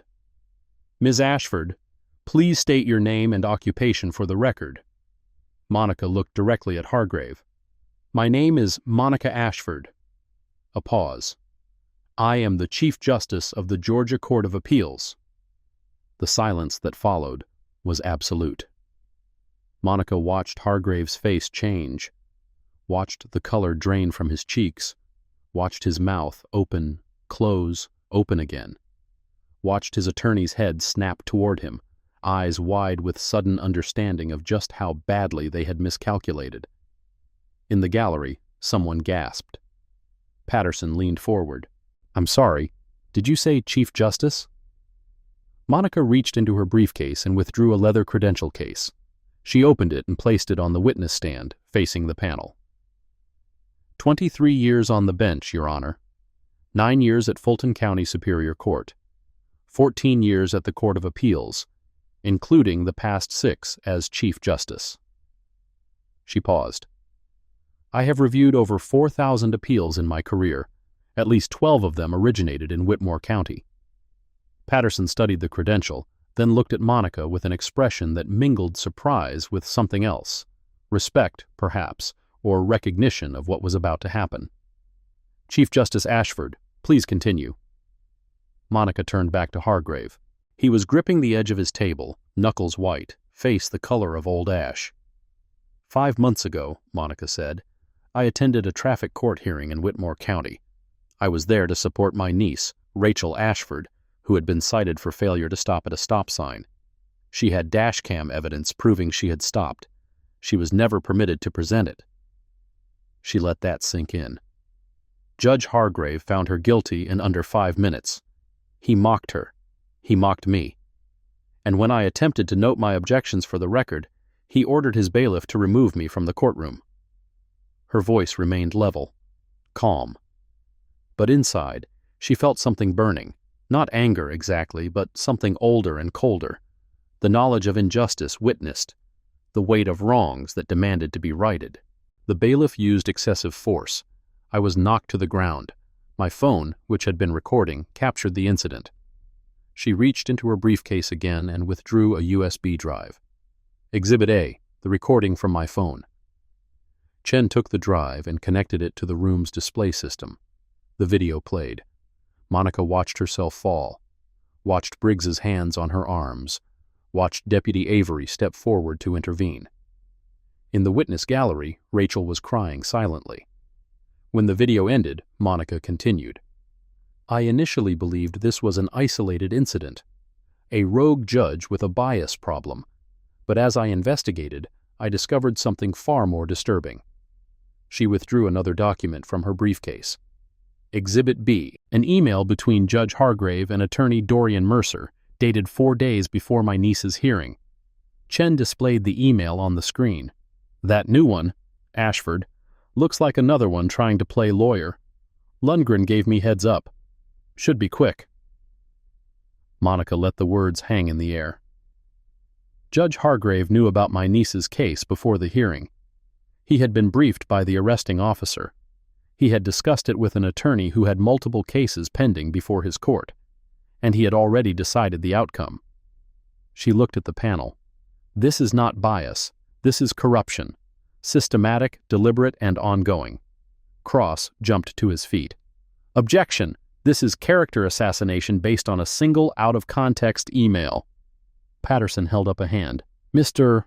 Cross, you will have an opportunity to cross-examine. Chief Justice Ashford, please continue. Monica withdrew another document. Exhibit C, a spreadsheet recovered from Judge Hargrave's personal email account, obtained through lawful subpoena. It details monthly referrals from Dorian Mercer and corresponding reconciliation payments. Over a 3-year period, these payments totaled approximately $47,000. The room erupted. Cross was shouting objections. Hargrave was shouting at his attorney. Patterson was banging her gavel, calling for order. Monica sat perfectly still, watching the chaos she had unleashed. She felt no satisfaction, only a cold, clear sense of purpose. This was what justice looked like. Not the clean, orderly process of courtroom dramas, but messy, painful, necessary exposure of truth. And she was not finished yet. When order was restored, Monica withdrew her final exhibit. "Your Honors, I want to draw the panel's attention to a name that has not yet been mentioned in these proceedings." She paused. "Maya Mercer." In the respondents section, Hargrave went very still. Maya Mercer was Dorian Mercer's daughter. In 2021, she was stopped by Officer Travis Lundgren at the intersection of Oak Street and Ridgely Avenue, the same intersection where my niece was stopped 3 years later. She was cited for failure to stop. She contested it. The case went before Judge Hargrave. She was found guilty. Monica's voice softened. 2 weeks after her hearing, Maya filed a complaint with this commission. 2 weeks after that, she was found dead in her apartment. The death was ruled a suicide. Silence. I am not here to make accusations about Maya Mercer's death. I am not qualified to do so. But I am here to say that her complaint, like 6 others filed against Judge Hargrave between 2019 and 2023, was closed without investigation. She looked at Patterson. "Your Honor, I have spent 23 years on the bench. I have seen judges make mistakes. I have seen bias, both conscious and unconscious. I have seen the system fail in ways large and small." She paused. "But I have never seen anything like what I found in Whitmore County. A system designed not to deliver justice, but to extract revenue. A system that silenced anyone who challenged it. A system protected by those who should have been holding it accountable." She leaned forward. Preston Hargrave is not an isolated bad actor.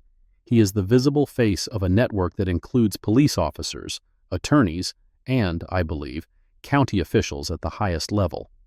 My investigation is ongoing.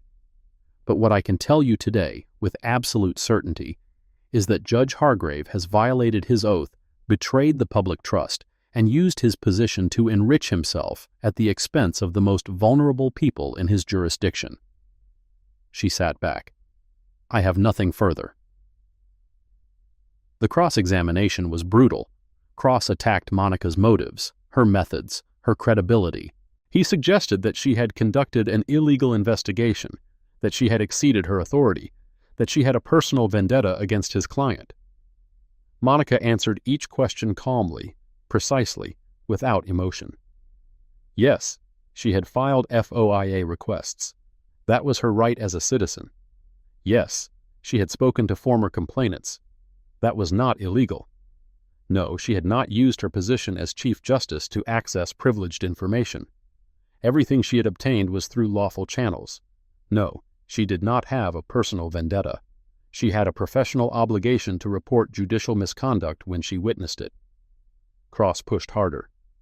"Chief Justice Ashford, isn't it true that you concealed your identity throughout this investigation? That you posed as an ordinary citizen when you were, in fact, one of the most powerful judges in the state?" Monica looked at him steadily. "I did not conceal anything, Mr. Cross. I wore a cardigan and khaki trousers. I did not announce my title because it was not relevant. I was there as Rachel Ashford's aunt, not as Chief Justice." She paused. "But I will tell you what is relevant.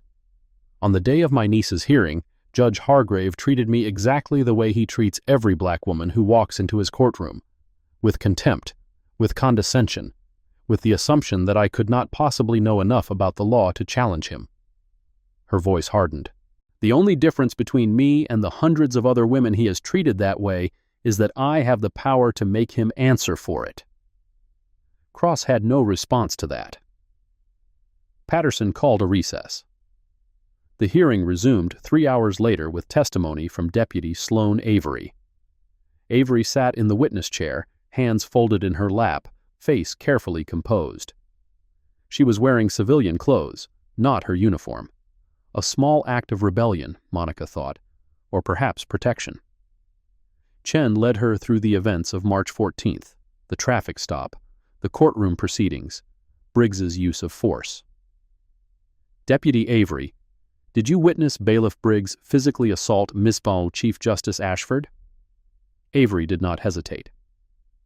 I witnessed Bailiff Briggs use force that was unnecessary and disproportionate. Chief Justice Ashford had stated that she would leave voluntarily. She was not resisting. Briggs grabbed her anyway. She fell. And what did you do? I intervened. I told Briggs to stop. Did you report this incident? I filed an internal memo with Sheriff Wells within 48 hours. And what was the result? Avery's jaw tightened. I was informed that Briggs had acted within the scope of his authority and that the matter was closed. Chen nodded.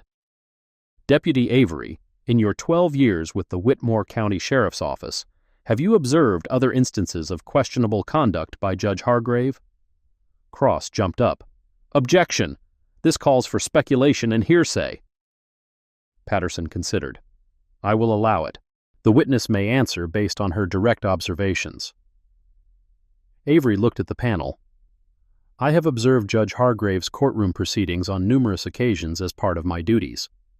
I have seen defendants denied the opportunity to present evidence. I have seen cases decided in less time than it takes to read the charges. I have seen patterns in who gets ticketed and who does not. She paused. I have also seen what happens to people who complain. What happens to them? Their complaints disappear. Their names end up on lists. Sometimes they lose their jobs. Sometimes they receive visits from people who encourage them to stop asking questions. Cross objected again. Patterson overruled. Deputy Avery, are you aware of the death of Maya Mercer? Avery's composure cracked, just slightly. Yes. Were you involved in the investigation of her death? I was the investigating officer. And what was your conclusion? Silence. I was ordered to close the case. Sheriff Wells told me the family wanted privacy and that further investigation would cause unnecessary pain. Did you believe that was the correct decision? Avery looked down at her hands. No, I did not. Why did you comply? When Avery looked up, there were tears in her eyes. Because I was afraid. Because I had seen what happened to people who asked too many questions. Because I wanted to believe that my superiors knew better than I did. She took a breath. I was wrong, and I have to live with that. The hearing lasted 3 more days. Witness after witness testified. The man with the USB, the retired schoolteacher, the carpenter, a data analyst who had examined the traffic citation patterns and found statistical anomalies that could not be explained by chance. June Holloway from the JQC presented the results of her investigation. 6 prior complaints, all closed without action. Evidence of systematic obstruction. A trail of money that led from Hargrave's court to Mercer's firm and back again. Officer Travis Lundgren was called to testify. He invoked his Fifth Amendment right against self-incrimination on almost every question. His attorney sat beside him, stone-faced, as Chen worked through a list of questions that Lundgren refused to answer. The missing body cam footage, the falsified reports, the relationship with Mercer, the quota system, the intersection of Oak and Ridgely. To each question, the same response. On advice of counsel, I invoke my Fifth Amendment right. It was an admission in everything but name. Dorian Mercer was not present. He had been subpoenaed, but his attorney had filed a motion to quash, citing attorney-client privilege and potential criminal liability. The motion was still pending, but his absence spoke volumes. On the final day, Hargrave himself took the stand. He was defiant, combative. He denied everything. He accused Monica of conducting a vendetta. He accused Avery of betraying her oath. He accused the commission of being part of a political conspiracy to destroy him. I have served the people of Whitmore County for 18 years, he declared. I have handled thousands of cases.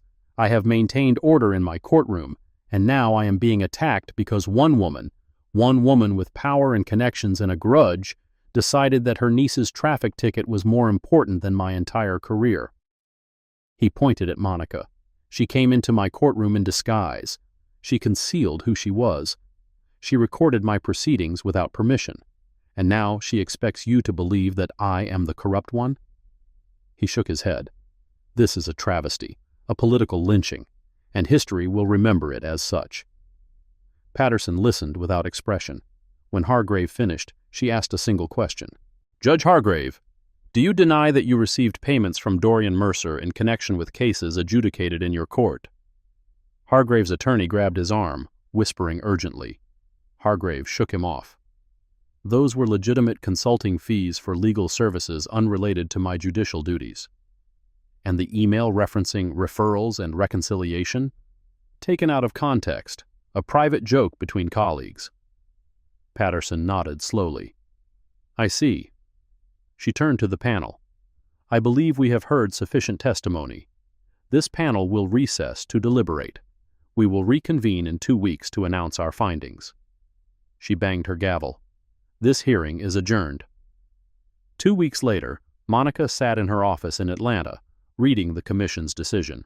In the matter of Judge Preston Hargrave, case number JQC 2024-0147, Findings and Order, the Commission finds clear and convincing evidence that Judge Preston Hargrave engaged in conduct prejudicial to the administration of justice, including but not limited to violation of Canon 3B-5, failure to perform judicial duties without bias or prejudice, violation of Rule 2.9, improper ex parte communications, violation of Canon 3B-8, denial of defendant's right to present evidence, violation of Canon 2, failure to avoid impropriety and the appearance of impropriety. Order. Judge Preston Hargrave is hereby suspended without pay, pending completion of further investigation into pattern or practice allegations. Suspension effective immediately. Monica set the document down. Suspended. Not removed, not disbarred. Pending further investigation. It was a victory. A partial victory.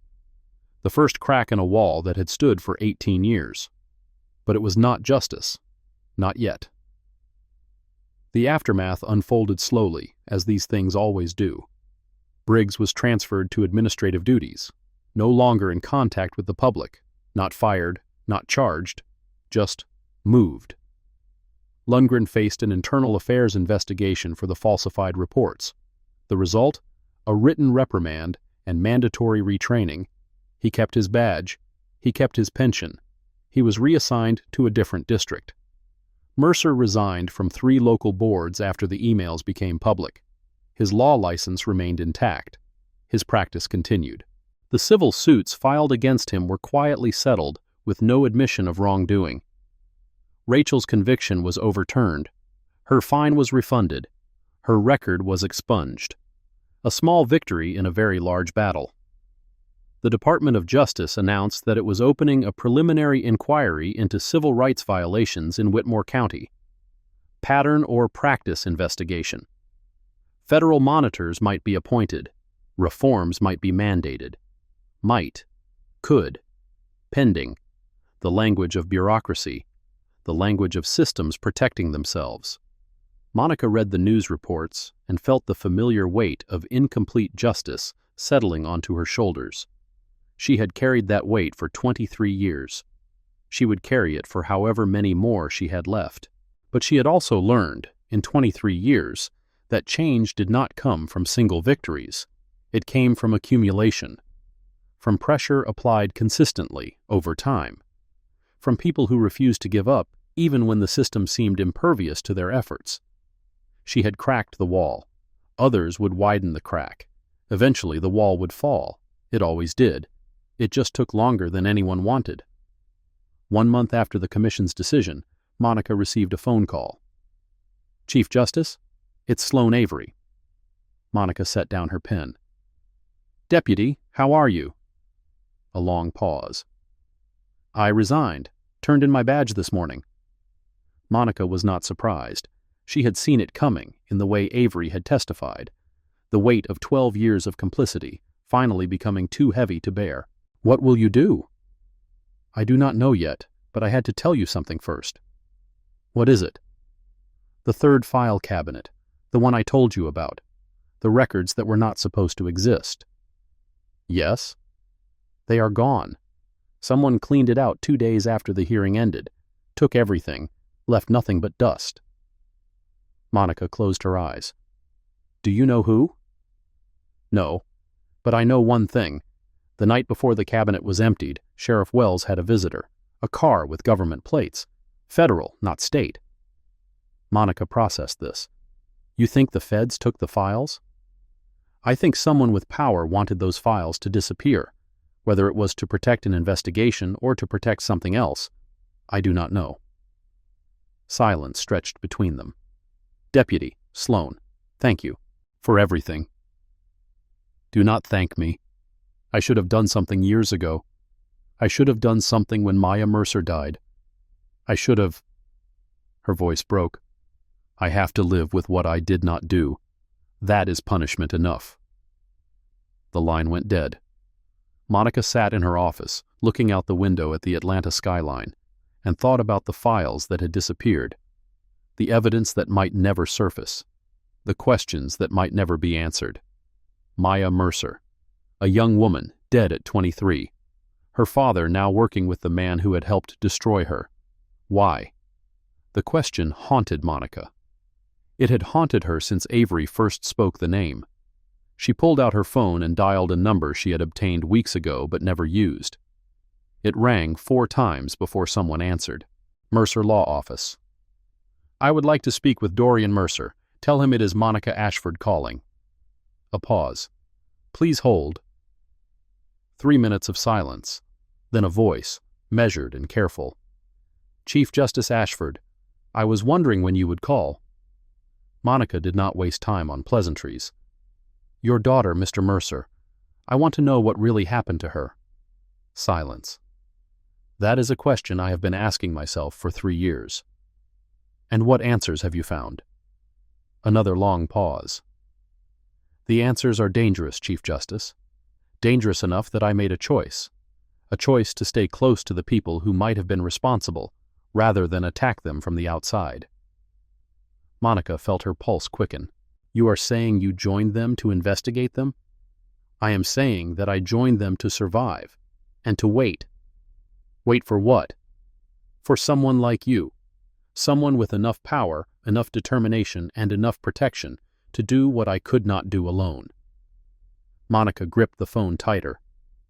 What do you know, Mr. Mercer? I know that my daughter did not kill herself. I know that she was silenced because she had evidence, real evidence, of what was happening in that courthouse, evidence I have never been able to find. What kind of evidence? Video, audio, documents. She told me, the week before she died, that she had something that would bring them all down. She said she had hidden it somewhere safe, somewhere no one would think to look. His voice cracked. She died before she could tell me where. Monica's mind raced. The attachment, the document removed from my niece's file. It referenced a prior incident report from Maya's case. Yes. Someone did not want the connection made. Someone did not want anyone looking at your daughter's case again. Which means someone knows there is still something to find. Monica stood and walked to her window. Mr. Mercer, why did you not come forward during the hearing? Why did you not testify? A bitter laugh. Because I have no proof. Because everything I know is speculation and suspicion and 3 years of pretending to be something I am not. If I had testified, I would have been destroyed. Hargrave's people would have painted me as a grieving father with a vendetta. My evidence, what little I have, would have been dismissed. And now? Now Hargrave is suspended. Lundgren is under investigation. The DOJ is circling. The wall is cracking, just like you said. A pause. Now maybe there is a chance. Monica made a decision. Mr. Mercer, I want you to tell me everything, every detail, every suspicion, every scrap of information you have gathered in 3 years of waiting. Why? Because I am not finished, and because your daughter deserves justice, just like everyone else who has been destroyed by that system. Silence. Then, very quietly, when can you meet? They met in a coffee shop in Midtown Atlanta, far from Whitmore, far from anyone who might recognize them. Mercer looked older than Monica expected, thin, haggard, with dark circles under his eyes that spoke of sleepless nights and endless grief. He sat across from her with a manila folder, thinner than she had hoped, but something. 3 years, he said. 3 years of pretending to be one of them, laughing at their jokes, taking their money, looking at Preston Hargrave every day and knowing that he had something to do with my daughter's death. His hands trembled. Do you know what that does to a person, Chief Justice? The daily betrayal of everything you are, everything you believe, just to stay close enough to learn the truth? Monica did know.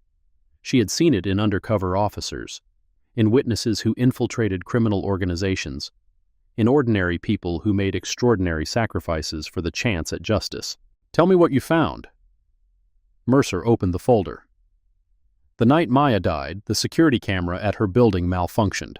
At least, that is what the report said. But I know the building manager. He told me the camera was working fine the day before. Someone tampered with it. He pulled out a photograph. This is from a traffic camera 2 blocks away, time-stamped 11:47 p.m., 3 hours before Maya's estimated time of death. Monica studied the image. A dark sedan, license plate partially visible. Can you trace it? I tried. The plate comes back to a shell company registered in Delaware. No physical address, no identifiable owners. Government? Or someone who wants to look like government? He pulled out another document. Maya's phone records from the week before she died. She made 17 calls to a number that no longer exists. A burner phone, probably. But look at this. He pointed to a highlighted entry. 2 days before she died, she received a call from inside the Whitmore County Sheriff's Office. Duration? 14 minutes. Monica's breath caught. She was talking to someone on the inside. Someone who might have been helping her, or someone who was setting her up.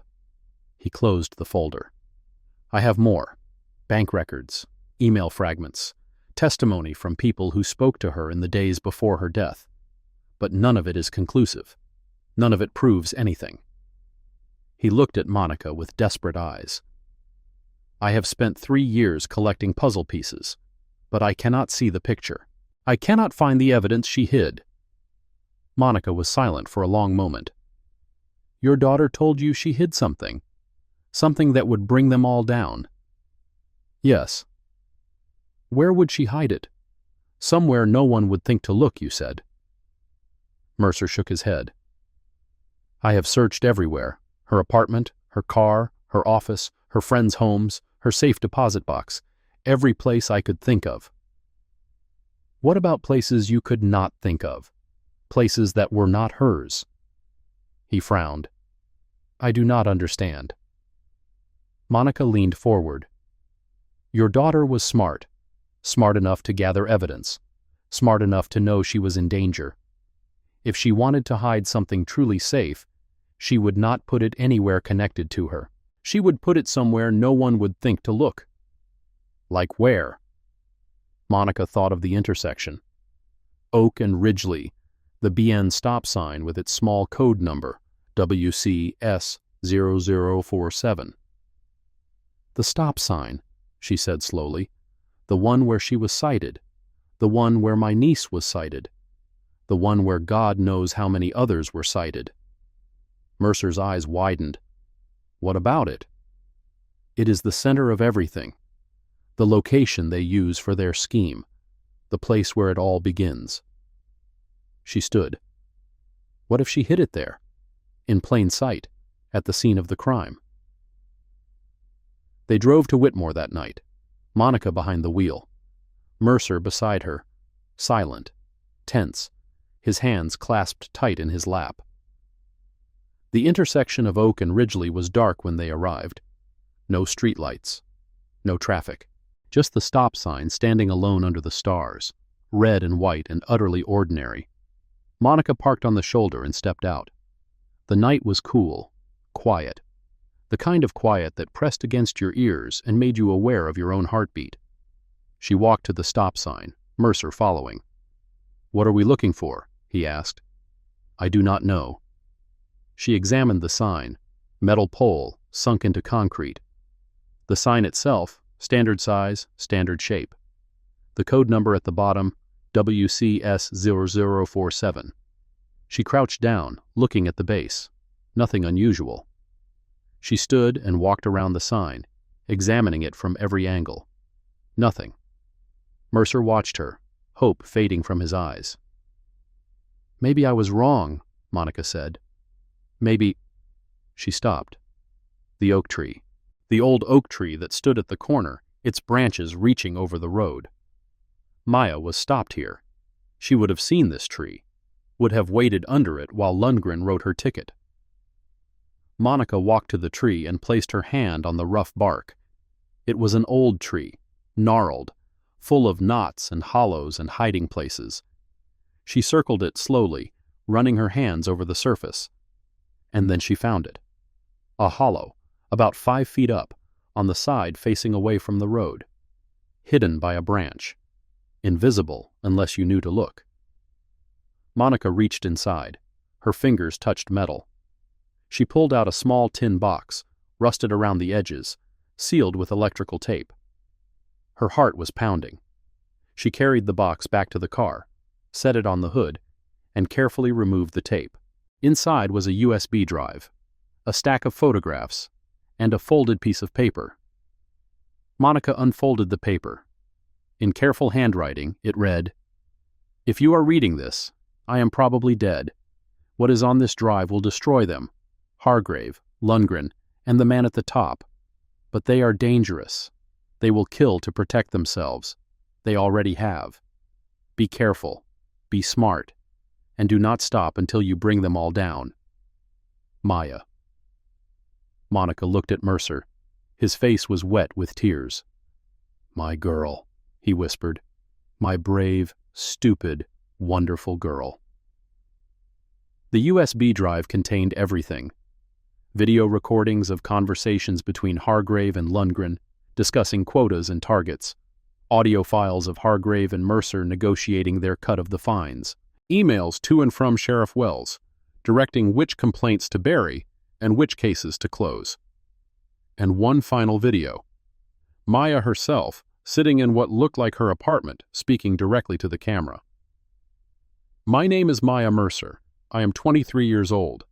For the past 6 months, I have been investigating corruption in the Whitmore County traffic court system." She paused, and even through the grainy video, Monica could see the fear in her eyes. "What I found is worse than I imagined.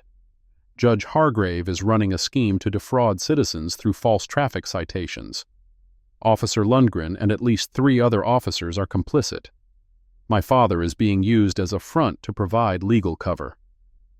Her voice wavered. "But the person at the top is not Hargrave, it is Sheriff Raymond Wells. He has been protecting this operation for at least 10 years. He receives 20% of all revenue generated, and he has eliminated at least 2 people who threatened to expose him."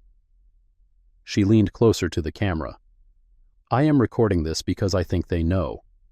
I think they know I have been investigating.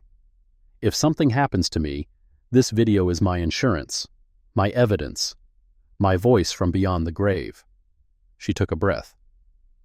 "To whoever finds this, please do not let them win. Please do not let my death be for nothing. Bring them down, all of them. Make them pay." The video ended. Monica sat in her car, the laptop screen glowing in the darkness, and felt something she had not felt in a very long time. Not triumph, not satisfaction. Hope. Hope that justice, delayed and denied for so long, might finally be possible. She looked at Mercer, who was staring at the screen with hollow eyes. "Your daughter was a hero," Monica said quietly. "She did what investigators and prosecutors and judges could not do. She gathered the evidence. She built the case. She gave her life so that someone someday could finish what she started." Mercer wiped his eyes. "What happens now?" Monica ejected the USB drive and slipped it into her pocket. "Now, I make a phone call." The FBI arrived in Whitmore 3 days later. Special Agent Victoria Nash, Civil Rights Division, led a team of 12 agents who descended on the county like a storm. Search warrants, arrest warrants, subpoenas for documents and data and testimony. Sheriff Raymond Wells was taken into custody at his home, still in his pajamas, at 6:14 a.m. on a Thursday morning. The charges: civil rights violations, conspiracy, obstruction of justice, and accessory to murder. He denied everything. Of course he did. But Maya Mercer's evidence was irrefutable. Video, audio, documents, a trail of corruption that stretched back more than a decade. Hargrave was arrested the same day. So was Lundgren. So were 2 other officers and a court administrator who had helped manage the scheme. The trials would take years. The appeals would take longer. Some of them would cut deals. Some would fight to the bitter end. Some would be convicted. Some might walk free. That was how the system worked. Imperfect, slow, maddeningly incomplete, but it worked. But 6 months later, Monica stood at a cemetery on the outskirts of Whitmore. Maya Mercer's grave was simple: a small headstone, fresh flowers that Dorian Mercer brought every week. Monica had not known Maya, had never met her, but she felt connected to her now, bound by the strange threads of fate that had brought them together across the divide of death. She would have made a good lawyer, Mercer said, standing beside her. Or a journalist. Or a judge like you. She was braver than most judges I know. Mercer managed a sad smile. She was braver than me. She saw something wrong and she did something about it. I saw something wrong and I accommodated, made excuses, waited for someone else to fix it. He looked at the headstone. I will spend the rest of my life trying to make up for that. Monica placed her hand on his shoulder. You helped in the end. You kept the faith. You waited until the time was right. Small comfort. Sometimes small comfort is all we get. They stood in silence for a while, the wind rustling through the trees. What will happen to Whitmore? Mercer asked finally. Monica considered the question. The DOJ has appointed a federal monitor. There will be reforms, new procedures, oversight, training. Will it change anything? Some things, for a while. She turned to look at him. Change does not happen overnight, Mr. Mercer. It happens in increments, small victories, partial progress, 2 steps forward, 1 step back. That sounds exhausting. It is. She looked back at Maya's grave. Oh, but it is what we have, and your daughter understood that. She did not expect to change the world by herself. She just hoped to crack the wall, to start something that others could finish. She paused. That is all any of us can do. The drive back to Atlanta was long and quiet. Monica thought about everything that had happened. The traffic ticket that had started it all, the courtroom humiliation, the investigation that had consumed 5 months of her life, the evidence hidden in a hollow tree, the arrests, the trials yet to come. She thought about Rachel, who had returned to medical school with a new understanding of how the world worked, of how justice was not a given, but a prize that had to be fought for again and again. She thought about Avery, who had resigned her badge and was now working for a nonprofit that helped exonerees rebuild their lives, finding a new way to serve. She thought about Dorian Mercer, who had finally told the truth and was slowly learning to live without the weight of his secret. And she thought about Maya, a young woman she had never met, a voice on a video, scared but determined, a hero who would never know that her sacrifice had meant something. Monica's phone buzzed. A text from Rachel. Auntie, I heard about the arrests. Are you okay? Monica smiled and typed a reply. I am fine. Justice takes time, but it comes. A moment later, Rachel's response. Thank you. For everything. I love you. Monica stared at the words on the screen, and for the first time in months, she felt tears prick at her eyes. She had done this for Rachel, for Maya, for everyone who had ever stood in a courtroom and been told their evidence did not matter, their voice did not count, their truth was not worth hearing. She had done it because it was right, because it was necessary, because someone had to, and because in the end, that was what justice was. Not a destination, not a final victory, but a journey. An endless, exhausting, essential journey that required people willing to keep walking, even when the road seemed impossible. Monica Ashford had been walking that road for 23 years. She would keep walking until she could not walk anymore, and then someone else would take her place. That was how it worked. That was how it had to work. 1 year later, Monica sat in her chambers at the Court of Appeals, reviewing a stack of briefs for the next day's arguments. Her secretary knocked on the door. "Chief Justice? You have a visitor?" Monica looked up. "Who is it?" "A young woman. She says her name is Keisha Williams." Monica set down her pen. Keisha Williams, the college student from 2022, the one who had been stopped at Oak and Ridgely, the one whose complaint had disappeared. "Send her in." A moment later, a young black woman in her mid-20s entered the office, nervous, determined, carrying a folder. "Chief Justice Ashford, thank you for seeing me." "Please, sit down. How can I help you, Miss Williams?" Keisha sat on the edge of the chair, clutching her folder. "I read about what happened in Whitmore, about the arrests, about what you did." "I did not do it alone." "I know, but you started it. You kept going when everyone else gave up." She opened her folder. "I want to do the same thing, not in Whitmore, but in Clayton County, where I live now." She handed Monica a stack of documents. "I have been tracking traffic citations for the past 6 months. The patterns are similar. Same intersections, same officers, same outcomes." Monica looked at the documents. Statistics, charts, complaint records. "You have been investigating on your own?" "I had to. No one else would listen. No one else believed me." She met Monica's eyes. "But you believed. You believed Maya Mercer, and you believed Rachel Ashford, and you believed all the people in Whitmore who said something was wrong." Her voice grew stronger. "I am asking you to believe me too, and to help me do something about it." Monica studied the young woman in front of her. The fear in her eyes, held in check by determination. The hope, fragile but fierce. She thought of Maya, of Rachel, of all the women who had stood where Keisha was standing, asking for someone to listen. She picked up her phone. "June, it is Monica. I need you to open a new file."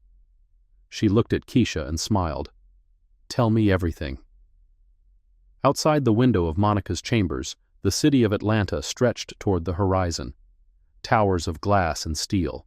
Roads that carried millions of people to work and home and everywhere in between. A system, imperfect and flawed, but still striving toward something better. Somewhere out there, another judge was taking a bribe. Another officer was writing a false report. Another prosecutor was burying evidence. And somewhere out there, another Maya Mercer was gathering evidence. Another Rachel Ashford was demanding justice. Another Keisha Williams was refusing to stay silent. The wall was cracking, piece by piece, person by person, victory by hard-won victory. It was not enough. It would never be enough. But it was something. And sometimes, something was everything. Thank you for taking the time to watch this video today. If you found the content helpful, please remember to like and subscribe so you won't miss our upcoming episodes. If you have any questions or suggestions, feel free to leave a comment below. We are always here to listen.